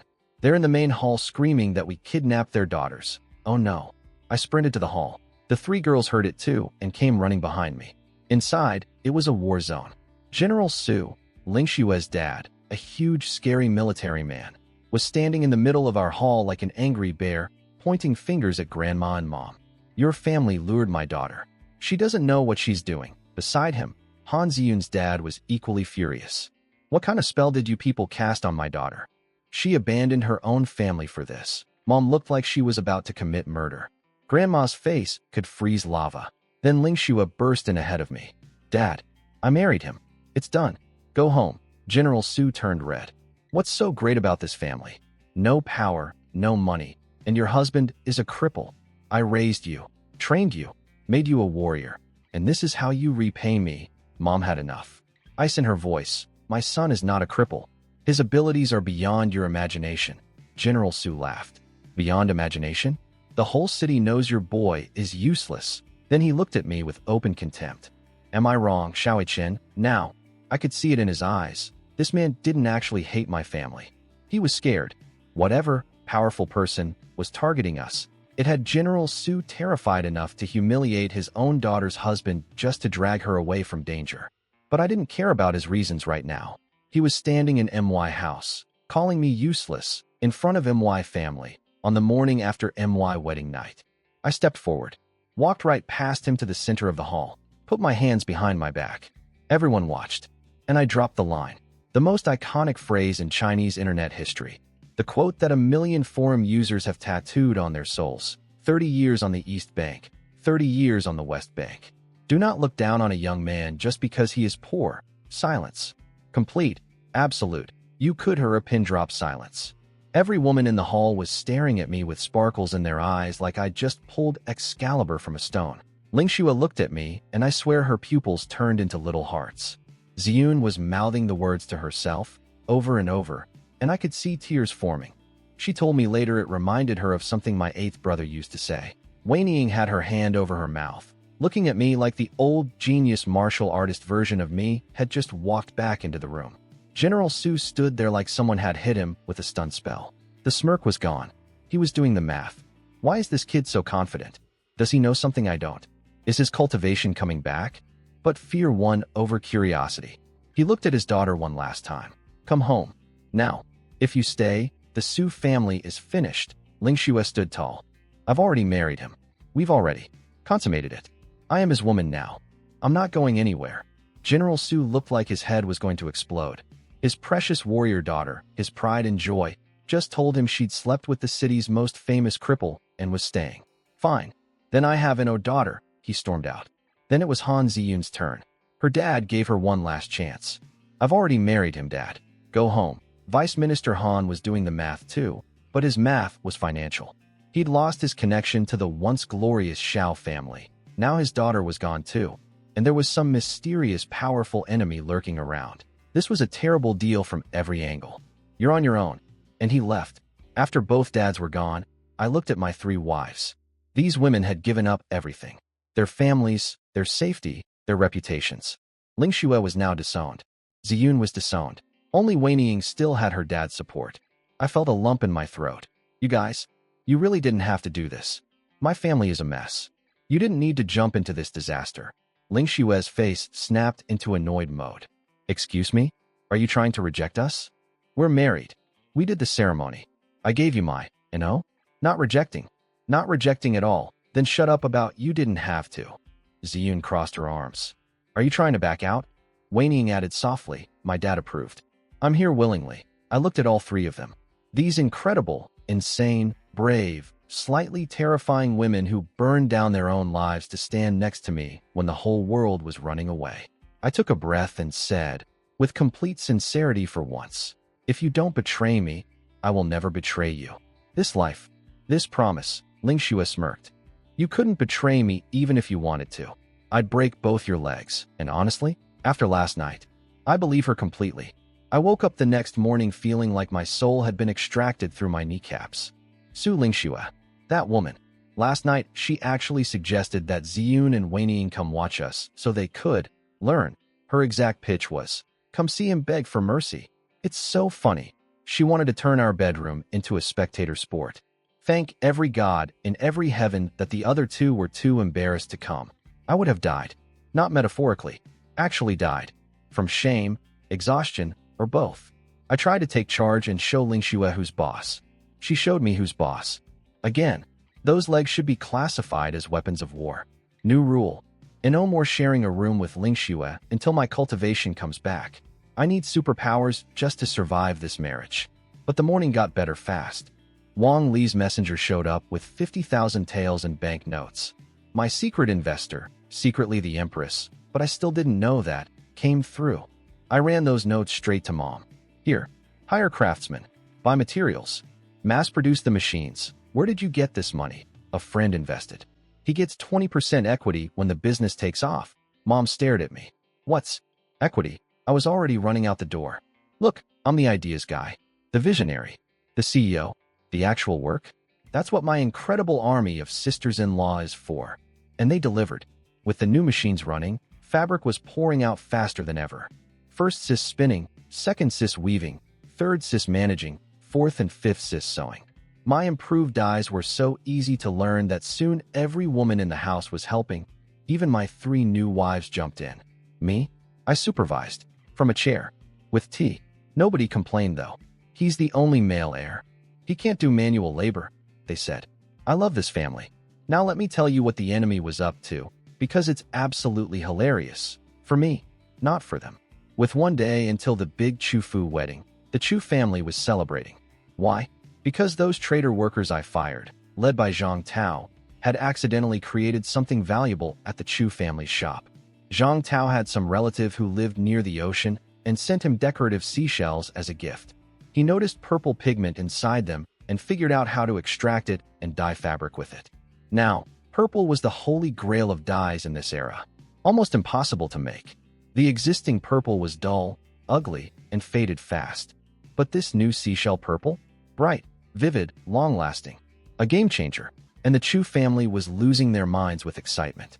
This is our ticket to riches. Thank General Fu for sending us those workers. If that idiot Xiao Yiqin hadn't fired Zhang Tao, this purple would have been theirs. We should send him a thank you card. Everyone was laughing, roasting me, praising Fu Qinxing like he was Santa Claus. Fu Qinxing sat there soaking it up like a sponge in a bathtub of compliments. Now here's the thing they didn't realize. Purple from seashells costs a fortune to produce. Each batch of dye required expensive seashells that had to be imported from the coast. The profit margins were razor thin. But did anyone do the math? Of course not. They saw purple, and their brains turned off. Chu Weiming announced his master plan. Sell the Chu family mansion, use all the money to buy seashells, and go all in on purple dye production.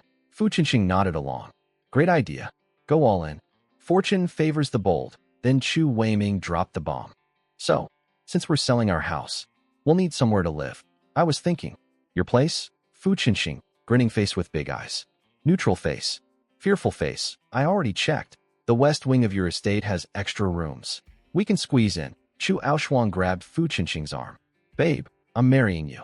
My family living with your family is totally normal, right? Fu Qinxing's face was doing that thing where it wants to scream, but social pressure forces it to smile. It looked like a mask that was cracking from the inside. You said we should go all in. That means selling the house. And you wouldn't let your wife's family sleep on the street, would you? He wanted to say no. Every fiber of his being was screaming a no. But he'd just agreed 30 seconds ago that they should go all in, and Chu Aoshuang was hanging on his arm doing the doe-eyed thing. Fine. Wonderful. Chu Weiming clapped his hands. Everyone, start packing. We're moving today. Fu Qinxing nearly fell over. Today? You haven't even sold the house yet. Oh, we already sold it. 3 days ago. 3 days ago. They had sold their house, planned the move, scouted his property, picked which rooms they wanted, and then pretended to ask permission. The whole conversation was theater. He never had a choice. Fu Qinxing stood alone in the empty hall while the entire Chu clan bustled around him packing boxes, and I like to imagine a single tear rolled down his cheek. This man spent 20,000 taels on engagement gifts that went to me, is borrowing another 100,000 to pay my debt, and just lost half his house to his in-laws. He came into this relationship thinking he was stealing my girl and showing me up. Instead, he got the Chu family, a financial black hole disguised as a household, led by a father-in-law who could sell sand to a desert, and a fiancé who weaponizes affection like a guided missile. Somewhere in the cosmos, Karma was watching and eating popcorn, and tomorrow was the wedding. The one where I'm supposed to show up, collect my 100,000 taels, and witness the happy couple rub their love in my face. Oh, I'll be there, but not for the reasons they think. First, a quick update on the Chufu household merger, which I heard about through the grapevine and found deeply satisfying. When the Chu family showed up at the Fu estate with cartloads of luggage, the Fu family stood there like deer in headlights. Why? Why are they moving in? Fu Qinxing tried to explain. His dad pulled him aside. Son, did we marry a woman or adopt a clan? But then Fu Qinxing mentioned the purple dye business and how much money it could make. Suddenly, every Fu family member's eyes turned into little gold coins. Actually, can we invest too? Yeah, we emptied our savings for your wedding. The least they can do is let us in on the deal. We're all family now. Let's get rich together. 5 minutes ago, they were horrified. Now they were rolling out the welcome mat and pouring wine. Money really does make the world go round. Both families sat down, drank together, and practically started planning matching family tattoos. Fu Qinxing relaxed. See, everything's fine. One big happy money-making family. Oh, sweet summer child. You have no idea. Back at my place, I got the wedding invitation from the Chu family. Come to the wedding tomorrow. Collect your 100,000 taels there. My wives immediately saw through it. Don't go. It's a trap. They want to humiliate you. Ling Xue was ready to fight someone. Ziyun's eyes went cold. Weining looked worried. I smiled. Oh, I'm going. They stared at me. And all 3 of you are coming with me. Weining's eyes lit up instantly. You want us to outshine Chu Aoshuang at her own wedding. I just smiled and said nothing. But yeah, that was exactly the plan. You want to turn your wedding into a show? Fine, but I'm bringing the main cast. Wedding morning. I woke up feeling actually rested for once, because Ling Xue mercifully let me sleep without attempting to end my life via bedroom athletics. I got dressed, walked outside, and then my 3 wives walked toward me. I forgot how to breathe. Su Ling Xue, the woman who normally wears combat gear and could probably bench press me, was in a pale green flowing dress with a jade hairpin. Wisps of hair drifting in the breeze. She looked like a warrior goddess who decided to take a day off and be beautiful instead. The combination of her natural fierceness and sudden femininity was absolutely lethal. Han Ziyun wore a moonlight white gown with a soft pink sash at her waist. Delicate eyebrows, starry eyes, lips naturally red without any makeup. She looked like she'd floated down from a painting. The kind of woman poets write about and then cry because words aren't enough. And Luo Weining bounced over in a cheerful yellow dress, round cheeks glowing pink, bright eyes sparkling with mischief. Pure, adorable energy. The kind of cute that makes you want to protect her and also be slightly afraid of her medical knowledge. 3 women. 3 completely different flavors of stunning. Warrior beauty. Elegant beauty. Cute beauty. The complete collection. I couldn't look away. My brain stopped working for a solid 5 seconds. Weining skipped up to me. Well, how do we look? If I didn't know you, I'd think 3 goddesses had descended from heaven. Smooth talker, Ling Xue snorted. But I caught the corner of her mouth twitching upward. These 3 had gone all out. Every detail was perfect. They weren't just dressing up for a party. They were loading ammunition for war. Today's mission, make Chu Aoshuang look like a background character at her own wedding. At the Fu estate, The wedding was already in full swing. Banners everywhere, tables loaded with food, guests pouring in. The whole city's elite showed up because attending this wedding was basically a political statement. Fu Qinxing was the military's rising star, and the empress had technically approved the marriage. General Su was there. Some young rich kid named Zhao Go, son of a duke, immediately asked, "Where's Ling Xue?" "She didn't come." General Su coughed awkwardly. "She's feeling unwell." "Unwell? Should I send the royal physician?" No, she just needs rest." Poor General Su. He hadn't told anyone yet that his daughter had jumped his wall, disowned herself, and married the city's most famous cripple. That was going to be a fun conversation for later. Vice Minister Han showed up alone too, and a swarm of young men deflated visibly when they realized Han Ziyun wasn't with him. Apparently, she was the dream girl of every rich boy in the capital. Beautiful, talented, cultured, and with a dad who might become the next Minister of Rights. Marry her and skip 10 years of career climbing was literally the pitch. If only they knew she was currently at my house, putting on earrings to attend my ex-fiancé's wedding as my wife. Then the bride and groom emerged, and the crowd's attention shifted. But the real show hadn't started yet, because somewhere outside those gates, people were approaching. One cripple with no cultivation, and 3 of the most beautiful women in the entire capital. And none of them were there to celebrate. We rolled up to that wedding like we owned the place. But first, let me set the scene of what we walked into. Chu Aoshuang and Fu Qinxing had emerged in matching purple outfits. Not regular, sad, ancient purple. This was the new, improved purple from Zhang Tao's seashell dye. Bright, vivid, genuinely impressive. Their big plan was to debut the purple at the wedding as a marketing stunt. And it worked. The crowd went absolutely nuts. "Oh my god, that purple. I've never seen purple like that. Where can I buy this?" Fu Qinxing was eating it up, doing a whole sales pitch on the spot. "Ladies and gentlemen, this exclusive purple will be available at the Chu family's Silk Cloud Pavilion in 10 days. One of a kind. Nothing like it in the entire world." The women in the crowd were practically climbing over each other. The Chu family was grinning so hard their faces might crack. Fu's family was already mentally spending their investment returns. Everyone was drunk on purple fever. Chu Aoshuang was scanning the crowd for me, dying to see my reaction. She wanted to tell me that Zhang Tao, the guy I fired, invented this purple. She wanted to watch my face crumble when I realized I'd handed them a gold mine. But she couldn't find me. I wasn't there yet. Then the announcer's voice boomed. "Xiao family, Xiao Yichen has arrived." Record scratch. Every head in the building turned to the entrance. The crowd was confused. Why would this guy come to his ex-fiancé's wedding? Was he here to beg? To cry? To make a scene? This was going to be embarrassing for him, no matter what. Chu Aoshuang and Fu Qinxing's eyes lit up like kids on Christmas morning. Their favorite punching bag had arrived. Fu Qinxing grabbed Aoshuang's hand, ready to parade their love right in my stupid face. And then he stopped. Because walking through that gate, on either side of me, were Su Lingxue and Han Ziyun, each holding one of my arms. And behind us, Luo Weiniing held Ziyun's hand, the 4 of us moving together like we'd choreographed this entrance. The courtyard went silent. Let me tell you what those 3 women looked like, because the effect was nuclear. Lingxue in her green dress looked like a warrior goddess on vacation, fierce and feminine at the same time, the kind of beauty that makes you forget your own name.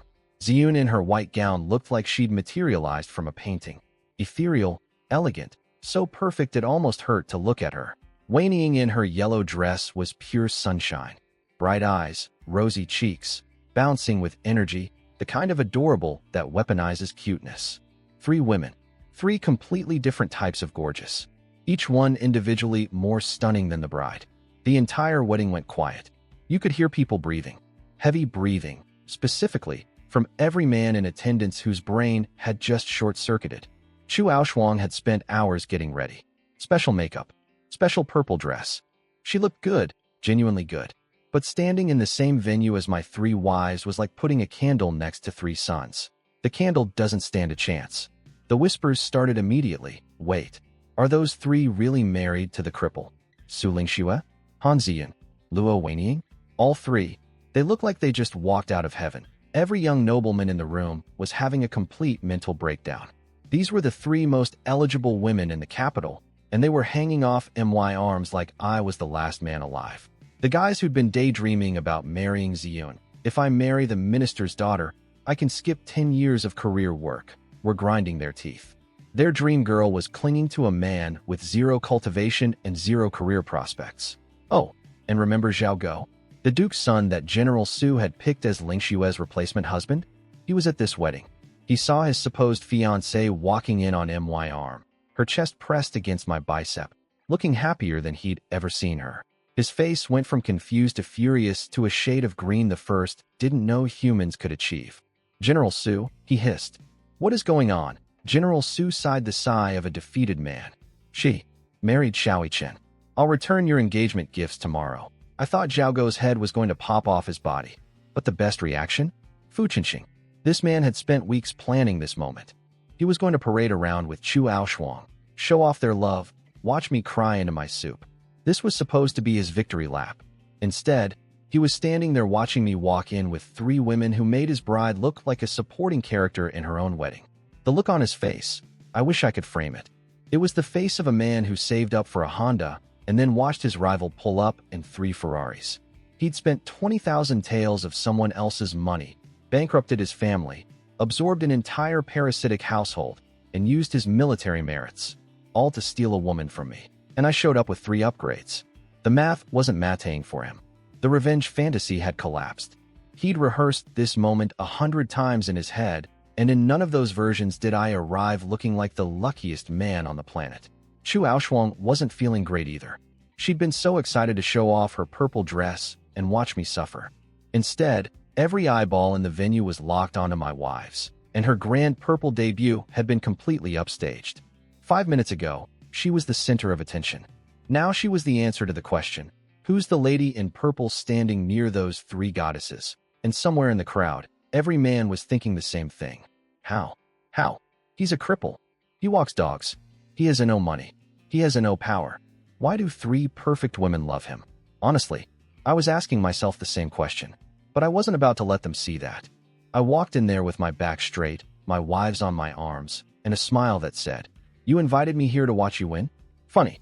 I came here to collect my money, and to show you what real winning looks like." The entrance worked perfectly. Every eyeball in that courtyard was glued to my wives instead of the bride.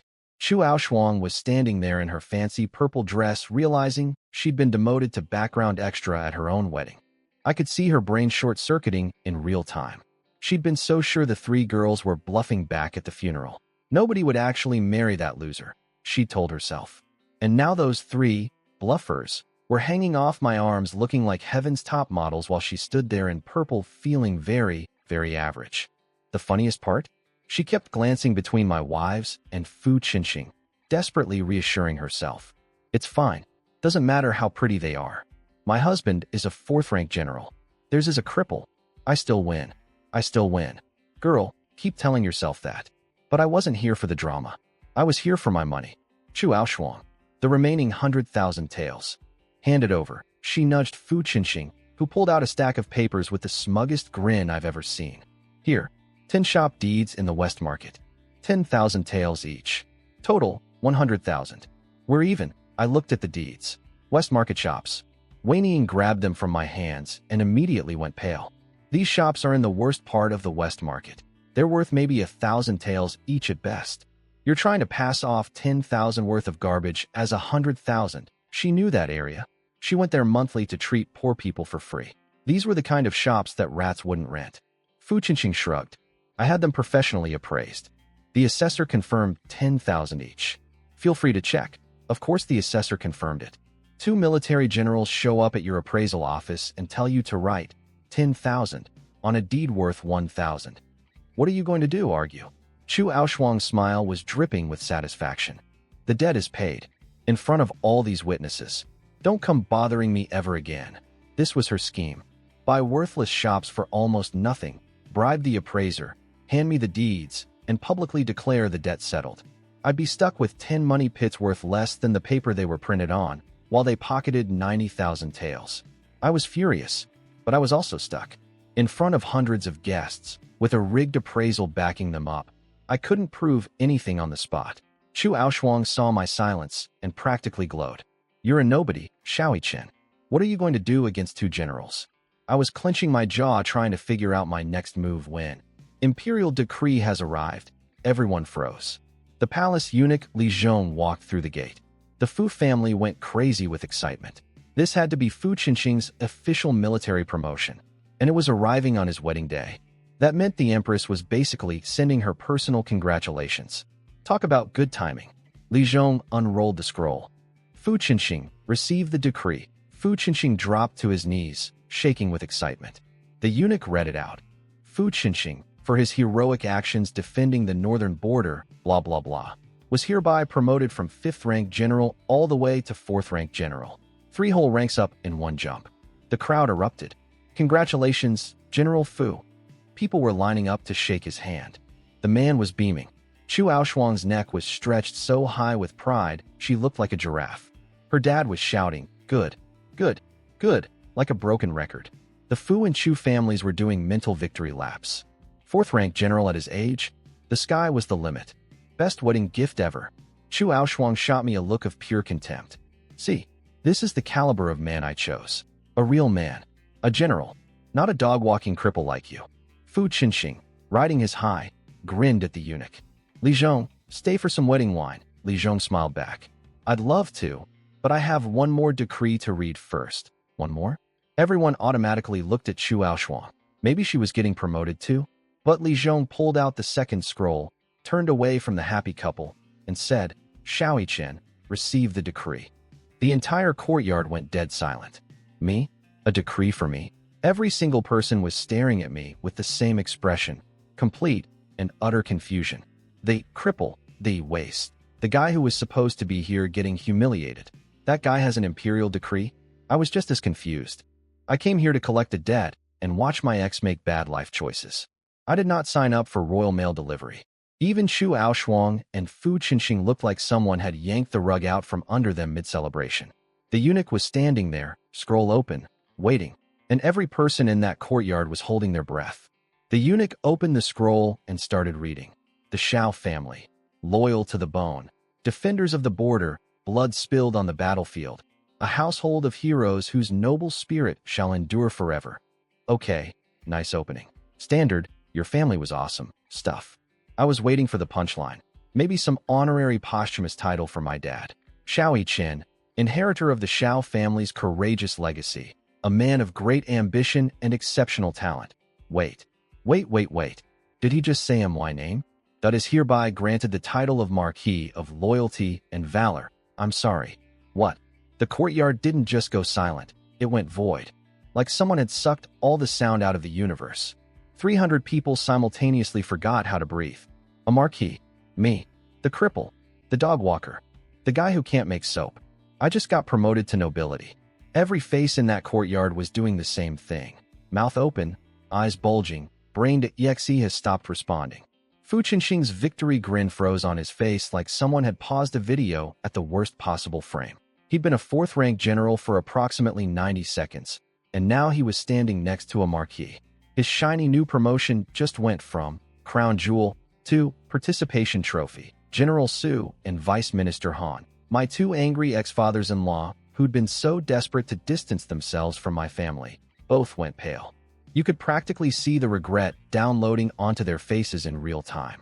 Their daughters had married a marquis, and they'd disowned those daughters. Oops. But I could see them doing the math too. Wait. Is it possible we were wrong about it being dangerous to associate with the Shao family? Chu Weiming, the man who orchestrated his daughter's escape from our engagement, started physically trembling. If there'd been no breakup, his daughter would be a marquis's wife right now. The Chu family would be nobility adjacent. They'd be untouchable. Instead, she was married to a 4th rank general who was currently bleeding money.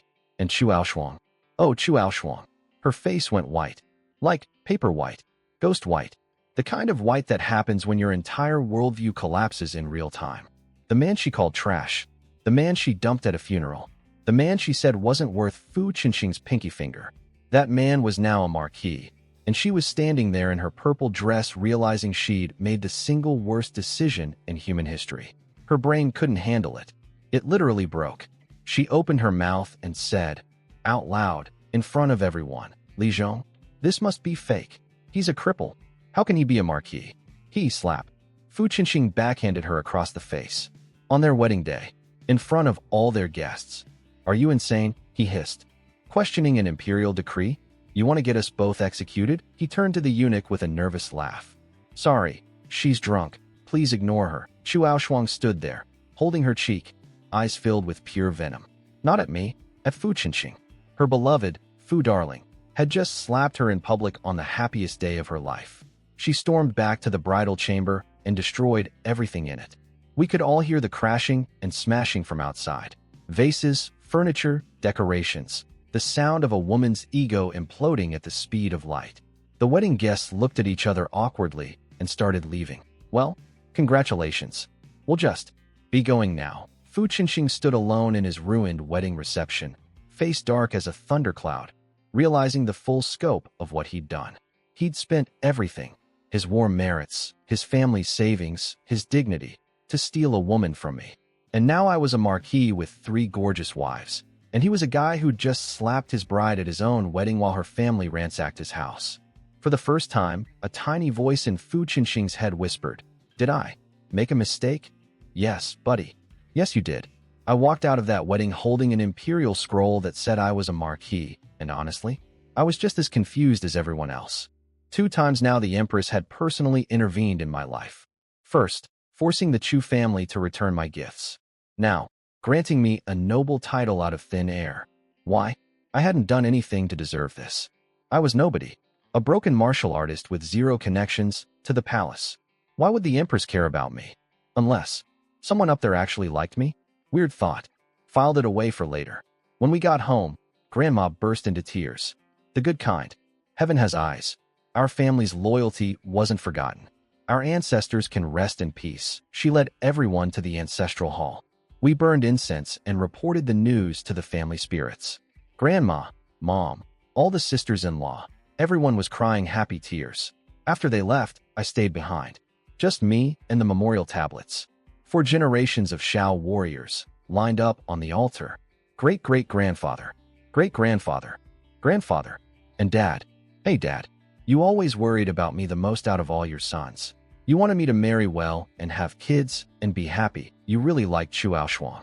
You said she was brave, unconventional, a remarkable woman. You told me to treat her right. I'm sorry, Dad. I have to disappoint you on that one. She's gone. We're done. But I think you'd understand. The Empress made me a marquis. I'll make you proud. I'll keep this family alive. I promise. And if you and the brothers could put in a good word with the universe about my meridians healing faster, that'd be great. Your son is getting beaten up in bed by his own wife, and it's becoming a health concern. Now, about those garbage shop deeds. I went to the West Market to inspect my 100,000 taels worth of property. What I found was 10 tiny, broken-down shacks in the most deserted corner of the district. Cobwebs on the doors. 0-foot traffic. A stray cat that looked at me with pity. Wei crossed her arms. Told you, Ling Xue was ready to march back to the Fu estate and start a war. Are we just going to take this? I shook my head. The deeds have the appraiser's stamp. Legally, they covered the debt. Fighting it head-on won't work. So we just lose? I smiled. A real smile. The kind that means someone's about to have a very bad time, and it's not going to be me. I never lose. They want to play dirty? Fine. The Chu family's big purple dye launch is in 10 days. They think they're about to take over the textile market. I looked at my 3 wives. Let's see whose product actually takes this city by storm. They'd stolen my workers, cheated me on the debt, scammed me with worthless property, slapped my name around like a punching bag. 10 days. In 10 days, the Chu family was going to learn the difference between finding one new color and having a transmigrator who's about to reinvent the entire fashion industry. Game on. On the walk home from the West Market, I passed a blacksmith shop and something made me stop. The guy hammering away at the anvil. He looked familiar. Really familiar. Zhao Deji, is that you? The man flinched, dropped his hammer, and tried to slam the door shut. You've got the wrong person, he croaked. Zhao Hu, I know it's you. You were my dad's personal bodyguard. I shoved against the door, but the man was a blacksmith with arms like tree trunks. I was losing. Thankfully, Ling Xue put one hand on the door and pushed it open like it was made of paper. The blacksmith stumbled backward, staring at her like she was some kind of monster. Welcome to my life, buddy. That's my wife. I grabbed his shoulders. The army was supposed to be completely wiped out. How are you here? And then this big, muscular, iron-hammering soldier dropped to his knees and started sobbing. I'm sorry. I failed the general. I failed everyone. I should be dead with them. My heart broke. I pulled him up and told him to talk. What he told me changed everything. The Shao army wasn't completely destroyed. Several hundred men survived. My dad and 9 brothers had fought to the death specifically to buy them time to escape. The survivors scattered, too ashamed to show their faces, living in hiding across the city. Zhao Hu blamed himself every day for being alive. He said if it weren't for his elderly mother needing care, he would have killed himself already. Then he told me how the disaster actually happened. And this is the part that made my blood boil. Fu Qinxing, Mr. Perfect General, hero of the nation, my fiancé-stealing nemesis, had charged recklessly after a small group of enemy scouts. My dad warned him not to pursue too deep. But Fu Qinxing, hungry for glory, ignored the order and rode straight into a trap. Once he was surrounded, my dad had no choice. He sent my brothers to rescue Fu Qinxing, but that was also a trap. Layer after layer of ambushes. My dad had to personally lead the main army out to save everyone. And that's when the Real slaughter happened. My father, 9 brothers, 30,000 soldiers, all dead, because Fu Qinxing couldn't control his ego. And somehow, Fu Qinxing survived. Not only survived, but heroically defended the city, afterward and got promoted to 4th rank general. Let me get this straight. This man caused the disaster, got my entire family killed, then took credit for cleaning up his own mess? And then he married my fiancée and tried to humiliate me? I wanted to scream. I wanted to break something. But I'm a transmigrator with no cultivation and a body made of wet cardboard, so I just breathed. There were bigger questions too. The whole thing smelled like a setup. Was the ambush really just bad luck? Or did someone plan for my family to die? I filed that under things I will absolutely investigate when I have actual power. For now, I had something else in mind. Zhao Deji, can you contact the other survivors? I think so. Why? I looked him dead in the eye. I'm rebuilding the Shao army. His jaw dropped. I'll rebuild. My family's blood debt needs to be paid. One day, I will ride into the steppes and make the Huns pay for what they did. For my dad. For my brothers. For every soldier who didn't come home. His eyes lit up with something I hadn't seen in them before. Hope. And rage. The good kind. I'll find them. Every single one. They'll come running. I gave him silver for his mother and travel expenses, and left. Ling Shua waited until we were outside to ask the obvious question. Do you know how much it costs to maintain an army? I'll figure it out. You don't have the money. I'll get the money. You say that about everything. And I keep being right. She couldn't argue with that. Meanwhile, at the Fu household, the wedding night was happening. And oh boy, was it a disaster. The mood was already terrible. The whole reception had been ruined by my marquis decree. The guests left awkwardly. Chu Aoshuang had destroyed the bridal chamber in a rage. Chu Weiming was sitting somewhere regretting every life choice he'd ever made. Fu Qinxing apologized for slapping Aoshuang in public. She forgave him because she knew she'd screwed up by questioning the imperial decree out loud. They made up, cuddled, whispered sweet nothings. Then came the big moment. Their wedding night. The one Fu Qinxing had been fantasizing about for months. In his head, this wasn't just intimacy. This was his ultimate revenge against me. I'm taking what was yours, Shaoi Chen. Your woman is mine now. He was so excited. This was it. The finish line. Everything he'd spent and sacrificed was about to be worth it. They fell into bed. Things happened. And then afterward, Fu Qinxing lit a candle and looked at the sheets. He was looking for blood. The proof that he'd claimed something pure and untouched. There was no blood. Where's the blood? Oh. See, here's the thing Fu Qinxing didn't know. Chu Aoshuang had already slept with me. Back when we were engaged, she'd insisted on consummating early to prove her commitment to the Shao family. It was her strategy to lock down the engagement and the massive dowry. So while Fu Qinxing was sitting there staring at clean white sheets, his entire fantasy crumbling around him, somewhere across the city, I was peacefully planning the reconstruction of an army, completely unaware that I'd just won one final, posthumous victory over my rival. He wanted to be first. He wasn't. And that, ladies and gentlemen, is what we call karma with a cherry on top. Now let me tell you what was happening at the Fu household on their wedding night, because this is comedy gold.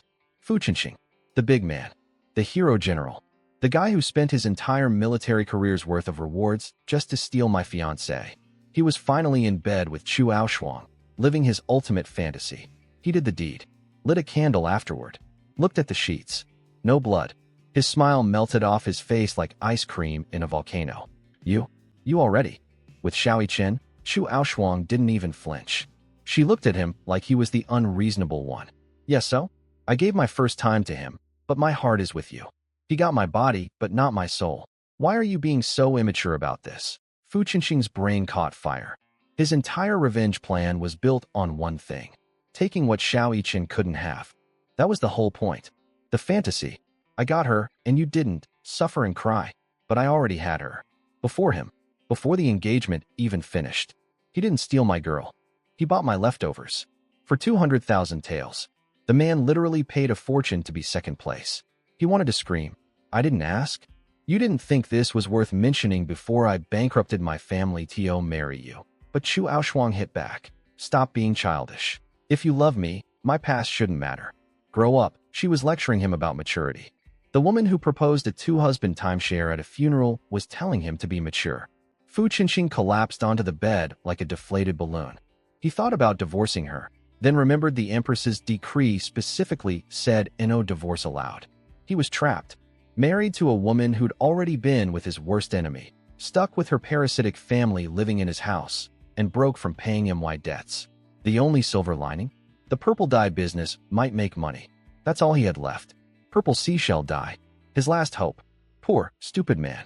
Meanwhile, Chu Aoshuang lay there feeling Fu Qinxing's disgust radiating off him and thought to herself, Xiao Yichen would never have treated me like this. Ha ha. Now she thinks about me fondly. Now, after everything, karma isn't just a concept. It's a lifestyle. Okay, my turn now. After discovering Zhao Hu and learning about the survivors, I had a new mission: rebuild the Xiao army. But armies need money. Lots of money. Which meant my business plan needed to work even harder. The Chu family's purple dye launch was in 10 days. My shop reopening was also in 10 days. This was going to be a head-to-head battle, and I intended to win. But I needed one more ingredient for my plan: marketing. Back in my old world, what sells products? Celebrity endorsements. Get a famous face attached to your brand, and people lose their minds. In ancient China, the closest thing to celebrities were courtesans, specifically, the top courtesans known as flower queens. These women were famous across the city. Whatever they wore, everyone wanted. Whatever they endorsed, everyone bought. So I went to the Moonlight Pavilion, the city's most famous entertainment house. The madam practically tackled me at the door. Marquis Xiao? What an honor. Perfect timing. It's our 10th anniversary celebration. Oh yeah, I was a marquis now. People treated you very differently when you had a title. Yesterday I was that cripple. Today I was marquis. Right this way, sir. Would you like some tea? Now, let me be clear. I'd never been to a place like this before. Not because I'm some noble gentleman above earthly pleasures. It's because my body was literally too broken. My doctor had told me any vigorous activity could damage my healing meridians. Going to a pleasure house when you can't actually do anything is like going to an all-you-can-eat buffet with your jaw wired shut. But today I wasn't here for fun. I was here for business. Madam, I hear you have 4 flower queens. Bring them all out. Before she could respond, a slimy voice cut through the room. Well, if it isn't Xiao Yichen. 3 wives at home, and you're already at the pleasure house. Do your ladies know you're here? I turned. Zhao Go, the Duke's son. The guy whose engagement gifts Ling Xue's dad had accepted before she vaulted over a wall and married me instead. He was sitting with a pack of rich boys, all glaring at me like I'd personally offended their ancestors. These were all guys who'd been crushing on Han Ziyun. They'd gone to her dad's house after the wedding to confirm the rumors, and when they learned she'd actually married me, the cripple, they nearly rioted.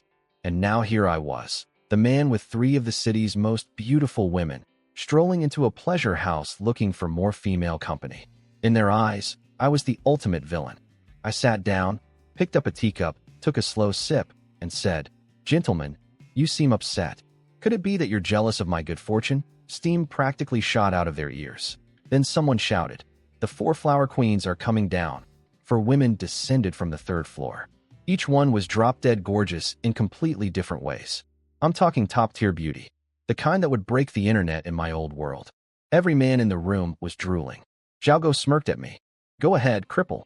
Let's see you try to get 4 flower queens to entertain you. You think money is enough? These are flower queens. I stood up, straightened my robe, and addressed the 4 beauties. Ladies, I have a business proposition. Care to sit down and discuss? Xiaogo burst out laughing. Business? What business could you possibly offer? Oh wait, is it the flesh business? Even then, you'd need them to agree. The flower queens looked at me with mild disgust. Another rich guy trying to buy their attention. How original. I smiled calmly. For this deal, all I need is your mouths. Every man in the room froze. Zhao Go and his boys blinked. Mouths. What does he mean by? Oh, is he asking them to? Their minds went straight to the gutter. No, you absolute idiots. I meant talking. Word of mouth. Endorsements. I need them to advertise for me. But I didn't correct them. Let them marinate in confusion. The fashion revolution needed famous faces, and I was about to sign my first brand ambassadors. Xiaogo thought I was going to grovel. Every rich boy in the room thought I was going to embarrass myself. The 4 flower queens didn't even acknowledge my existence. They just went straight into their anniversary performance. Fine, I can wait. I'm a patient man. I'll enjoy the show. And credit where it's due. These 4 women could perform. Dancing, singing, the whole package. Bodies moving like water, voices like silk, eyes that could hypnotize a monk. The crowd was practically melting. After the dance, the lead flower queen, Feng Ying, made an announcement. We've each composed a song, but we need lyrics. Any talented gentleman who can write words worthy of our music may spend the night with us. In our rooms. Privately.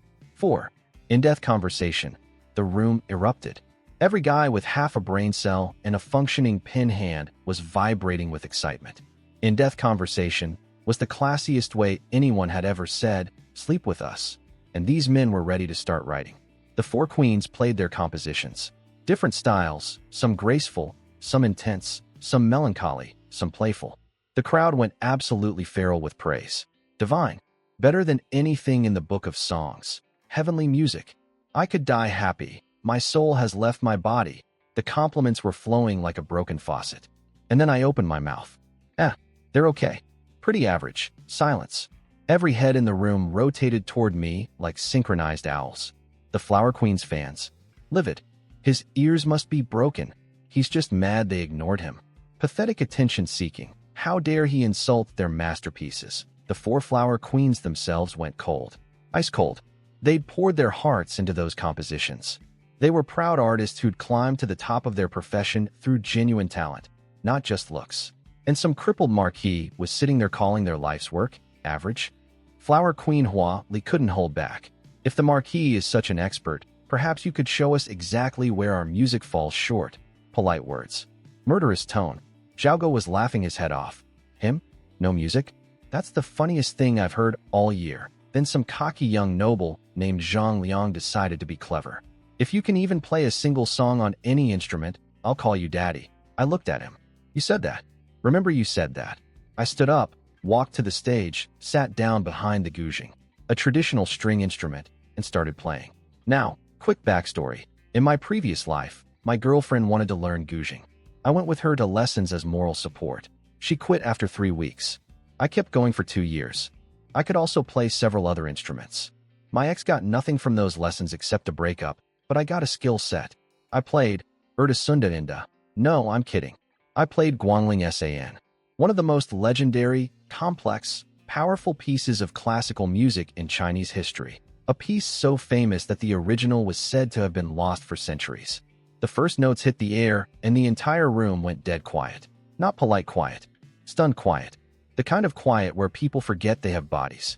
The music ripped through the room like a storm. Fierce, beautiful, haunting, powerful. My fingers flew across the strings like they had their own consciousness. Every note landed like a punch to the soul. The 4 flower queens' eyes went wide, then wider. Their mouths dropped open. Their carefully maintained composure shattered. They'd spent years studying music. They knew every famous piece in existence. And they had never heard this one. It was beyond anything in their experience. Beyond anything in this world's experience. Because it wasn't from this world. When the last note faded, nobody moved. Nobody breathed. The silence lasted so long I thought time had stopped. Then the flower queens looked at me like I'd just descended from the heavens. Hua Li's face was crimson with shame. My lord, that piece, that is true divine music. We were foolish to doubt you. Please forgive our rudeness. Would you honor us by coming to the 3rd floor so we may properly apologize? All four of them were nodding frantically, looking at me with eyes that had gone from, "Who is this clown?" to "Please never leave," in the span of one song. The rich boys in the audience looked like they'd been slapped with a fish. Their whole worldview, Xiao Chen is a useless cripple, had been demolished in 3 minutes of music. And then I looked at Zhang Liang. "They call you daddy, guy?" One of the flower queens actually spoke up for me. "Zhang Gongzi, a man should keep his word." Zhang Liang's face cycled through about 15 emotions. He looked around for an escape route. Found none. Every eye in the building was on him. He gritted his teeth so hard I could hear them crack. "Daddy," he called me daddy. In front of the 4 most beautiful women in the city. In front of every noble heir and rich boy in the capital. The silence that followed was chef's kiss. Every other young man in the room shuffled uncomfortably because they all realized they'd all been mocking me. They'd all assumed I was nothing. And now one of them had literally just called me father. It was as if I'd become everyone's dad simultaneously. Xiao Chen, musician, inventor, marquis, and now daddy to the entire young aristocracy of the capital. Not bad for a cripple who can't make soap.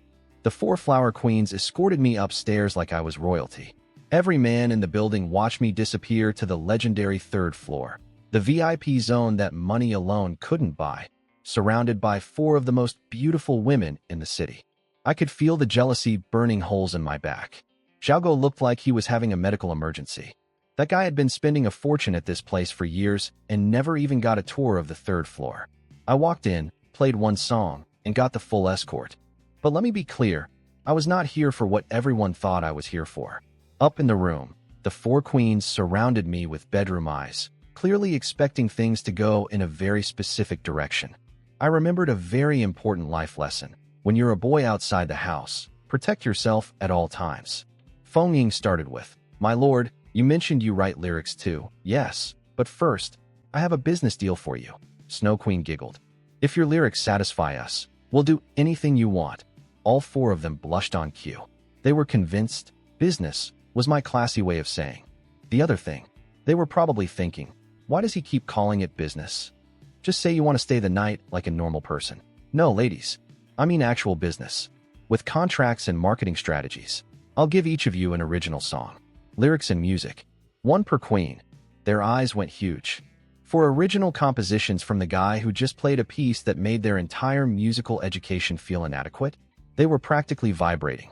I grabbed paper and wrote out 4 classic Chinese poems that had been turned into famous songs in my old world. Yi Jian Mei, Bu Xuan Zi, You May Run, and Xiang Jian Huan. Absolute bangers, everyone. Centuries of cultural refinement distilled into pure lyrical perfection. The queens read them and looked like they were about to ascend to heaven, reading the words over and over, whispering them to themselves, completely entranced. "My lord, how do they sound when sung?" "Huh? Well, here's where it got awkward. I sang. Now look, I'm many things. An inventor, a strategist, apparently a marquis, but a singer? That I am not. My voice is what you'd charitably call functional, what you'd honestly call a crime against ears." The 4 queens' faces went through a journey. Excitement, confusion, mild horror, diplomatic blankness. They'd never heard music like this before. Not because it was bad. Okay, my delivery was bad. But because it was a completely different musical style from anything in this world. It was like playing jazz for someone who's only ever heard classical. "It's different," one of them said carefully. "You hate it." Silence. "Look, you're used to classical court music. This is something entirely new. The first time always feels weird. Listen a few more times, and the beauty will click. Trust me, once you master these songs, your fame will multiply. Every other flower queen in the country will be copying you." They were smart women. They replayed my terrible singing in their heads, focused on the melody underneath, and slowly, their eyes started to sparkle. The structure was beautiful.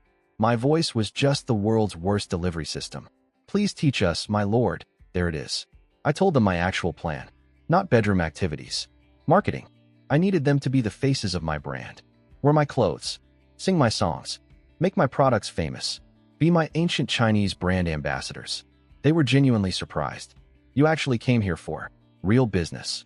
What did you think I meant?" They all suddenly found the floor very interesting. I smiled.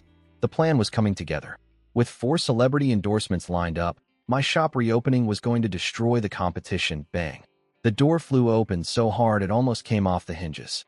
Su Lingxue stood in the doorway, face red, eyes blazing, fists clenched.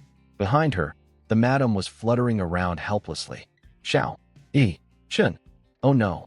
Lingxue. How did I what? No, you were in a pleasure house surrounded by 4 women.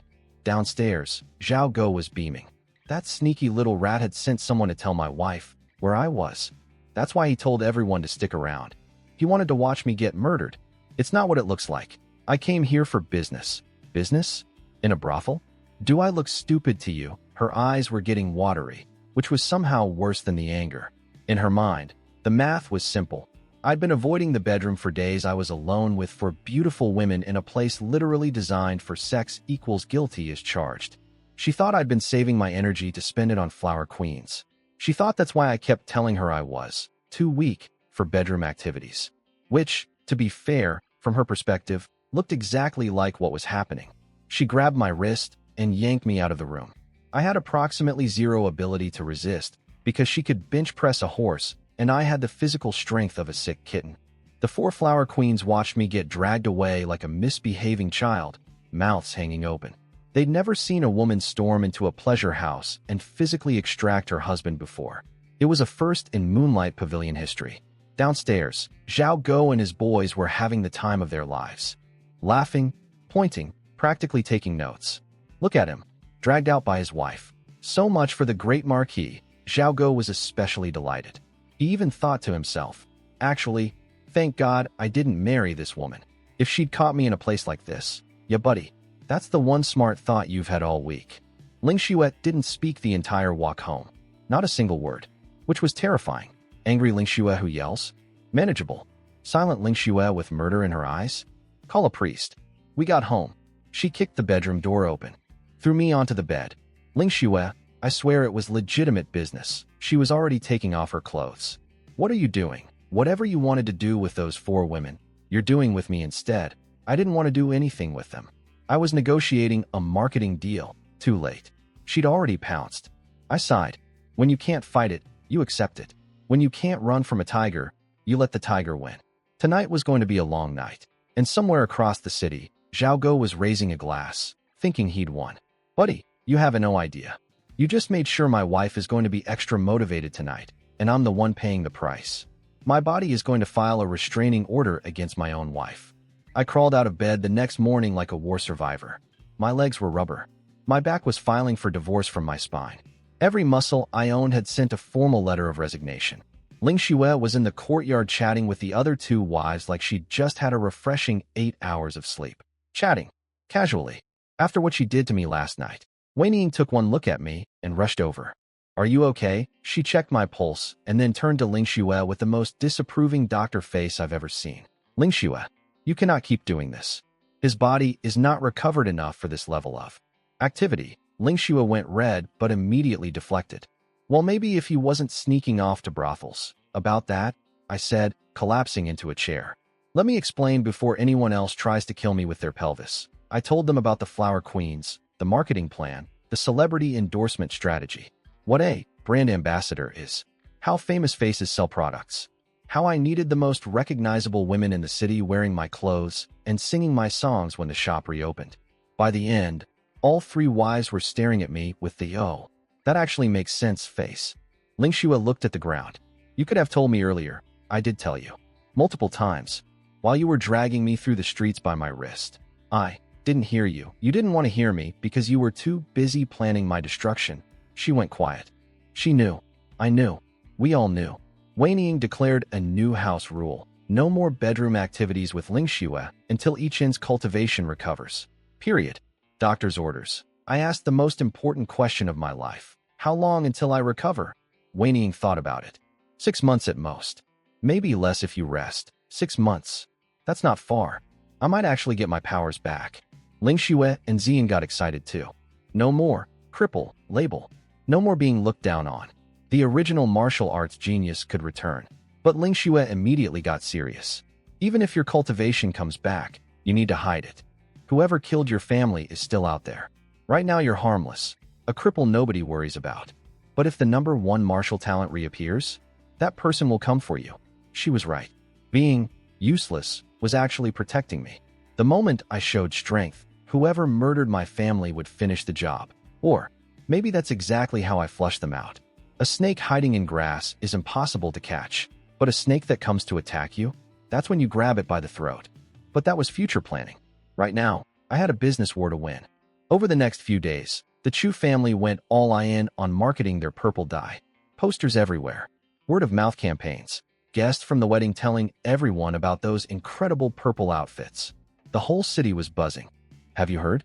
The Chu family created a new purple. It's brighter and doesn't fade. I'm going to buy some the day it goes on sale. People were lining up at the Silk Cloud Pavilion just to ask when the purple fabric would be available. The Chu family was practically dancing in their shop, counting imaginary money.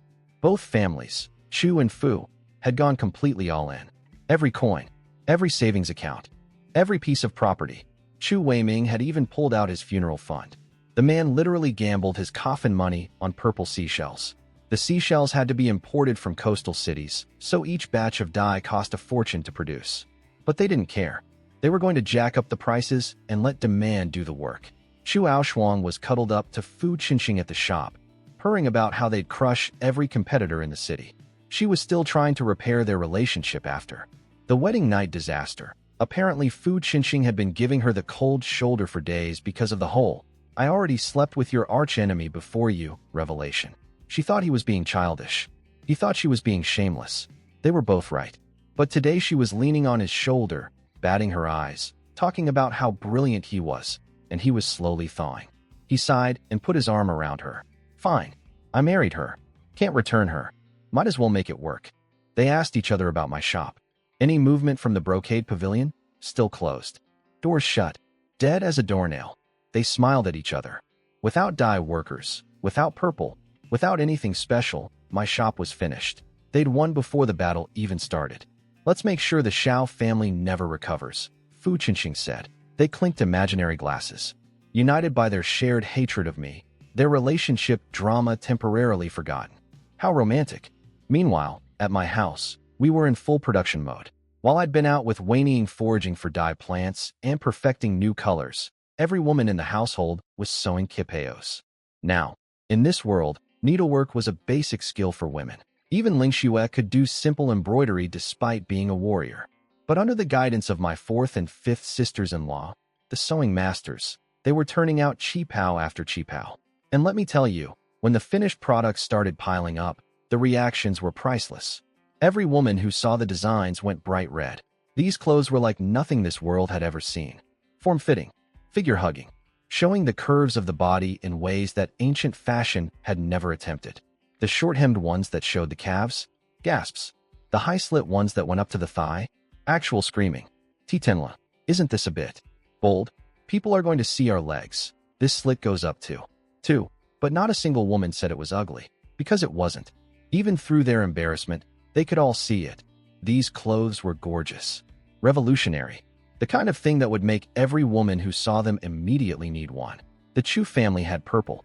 I had an entirely new category of fashion, celebrity endorsements from 4 famous courtesans, dyes brighter than anything on the market, and machines that produced fabric 5 times faster than any competitor. They brought a new color to a gunfight.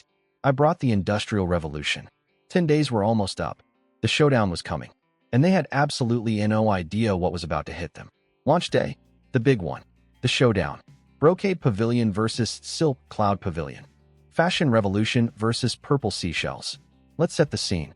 The Chu family had done all my marketing work for me. They'd spent a fortune plastering the city with ads about their amazing new purple dye. Posters everywhere. People talking on every street corner. The hype was massive, and their shop was right across the street from mine, which meant every single customer they attracted to their neighborhood was also walking past my door. I didn't have to spend a single coin on advertising. The Chu family had basically bought me free foot traffic. Thank you, enemies. Very generous. Love your work. Early morning, a huge line formed outside the Silk Cloud Pavilion. People were excited, pushing, shoving. It's opening. I need that purple fabric. Who just touched my butt? Chu Aoshuang and Fu Qinxing strutted out like they owned the universe. 2 generals keeping the crowd in order. Their cousin posted the prices. 5 taels per bolt of fabric, 50 taels for silk. The crowd gasped. That was several times the normal price. But the cousin did her sales pitch. Exclusive. Limited quantity. Only gets more expensive. You're smart people. You know quality when you see it. And they brought out the purple fabric for display. It looked good. I'll admit that. Bright purple, better than anything else on the market. The crowd oohed and awed. A rich family's servant stepped up. I'll take a bolt of silk. Chu Weiming and Fu's dad were grinning so hard in the crowd their faces might split. The cash register was ringing. Their all-in gamble was paying off. For about 5 minutes. Then, from the back of the crowd, several very loud voices shouted, "HEY. The brocade pavilion just opened. They have improved dyes too. And it's cheaper. And the 4 flower queens from the Moonlight Pavilion are there. Go look. I may have paid those guys to have really big mouths. Marketing expense. Very reasonable." The effect was instant. The back half of the line turned and ran. Not walked. Ran. Because let's be honest, if you're a regular person who can't afford 50-tail silk anyway, would you rather stand here staring at purple cloth, or go see the 4 most famous beauties in the city for free? The line at the Silk Cloud Pavilion evaporated like water on a hot pan. Over at my shop, it was showtime. The 4 flower queens took the stage and performed the songs I'd taught them. New music, new style, completely unlike anything this world had ever heard. The crowd went insane. So that's what the flower queens look like. I'd give 10 years of my life for one night with any of them. What this music. It's so strange. But I can't stop listening. The songs, my stolen from the future classics, had wormed into their brains exactly as planned. Catchy, emotional, impossible to forget. The queens had practiced for days and delivered them flawlessly. Phase 1, attract the crowd. Check. Phase 2, blow their minds. I signaled the queens to step aside and sent out my secret weapon. A line of women walked out from inside the shop wearing kipayos. Now, I'd originally wanted my sisters-in-law to model them. Mom said absolutely not. Grandma said absolutely not. Our women do not parade themselves for strangers. Fine. So I hired professional models, courtesans from the entertainment house, who had zero problems with being looked at. They walked out in a single file, one by one, strutting down the stage like a runway. Because that's exactly what it was. A runway. A full modern fashion show, transplanted from the 21st century into ancient China. The crowd lost their minds. These kipayos hugged every curve, showed the collarbones, cinched the waist. Some had slits that revealed flashes of leg as the women walked. Some were short-hemmed, showing calves. The fabric itself was in colors so vivid and bright that people literally rubbed their eyes thinking they were hallucinating. What are those clothes? I've never seen anything like this. The way it shows the body. I need 1. I need 10. Look at those colors. That red. That blue. Is that even possible? Men were drooling. Some were visibly, let's say, physically affected. Women were grabbing each other's arms going, I want that one. No, that one. No. All of them. And then someone noticed the purple. Wait, is that purple? It's even brighter than the one at the Silk Cloud Pavilion. Boom. Headshot. My purple wasn't from expensive imported seashells. It was from my mordant dyeing technique. Better results, fraction of the cost. And it was just one of my colors. The Chu family had purple. I had the entire rainbow. Red, orange, yellow, green, blue, indigo, violet. Every color more vivid and alive than anything anyone had ever seen. Each one made the Chu family's purple look like a faded old curtain. But the finale. Oh, the finale. The 4 flower queens came back out, each wearing a multicolored qipao. Different colors blended together on the same fabric, seamless gradients, flowing from one shade to another like a sunset painted on silk. The crowd actually screamed. See, in this world, fabric was always one color. Dyeing 2 colors on one cloth without them bleeding into each other was considered impossible. People had tried and failed for generations. The colors always bled and became mud. But my technique? Clean transitions. Perfect blending. Colors sitting next to each other in harmony, flowing naturally, like they were meant to be together. 4 legendary beauties, in 4 impossible dresses, in 4 impossible color combinations, standing on a stage in front of 1,000 people whose brains had collectively stopped functioning. The brocade pavilion didn't just open. It detonated. Across the street, the Chu family could hear the roar of the crowd. They could see their remaining customers turning to look. They could feel the ground shifting under their feet. They brought a candle. I brought the sun.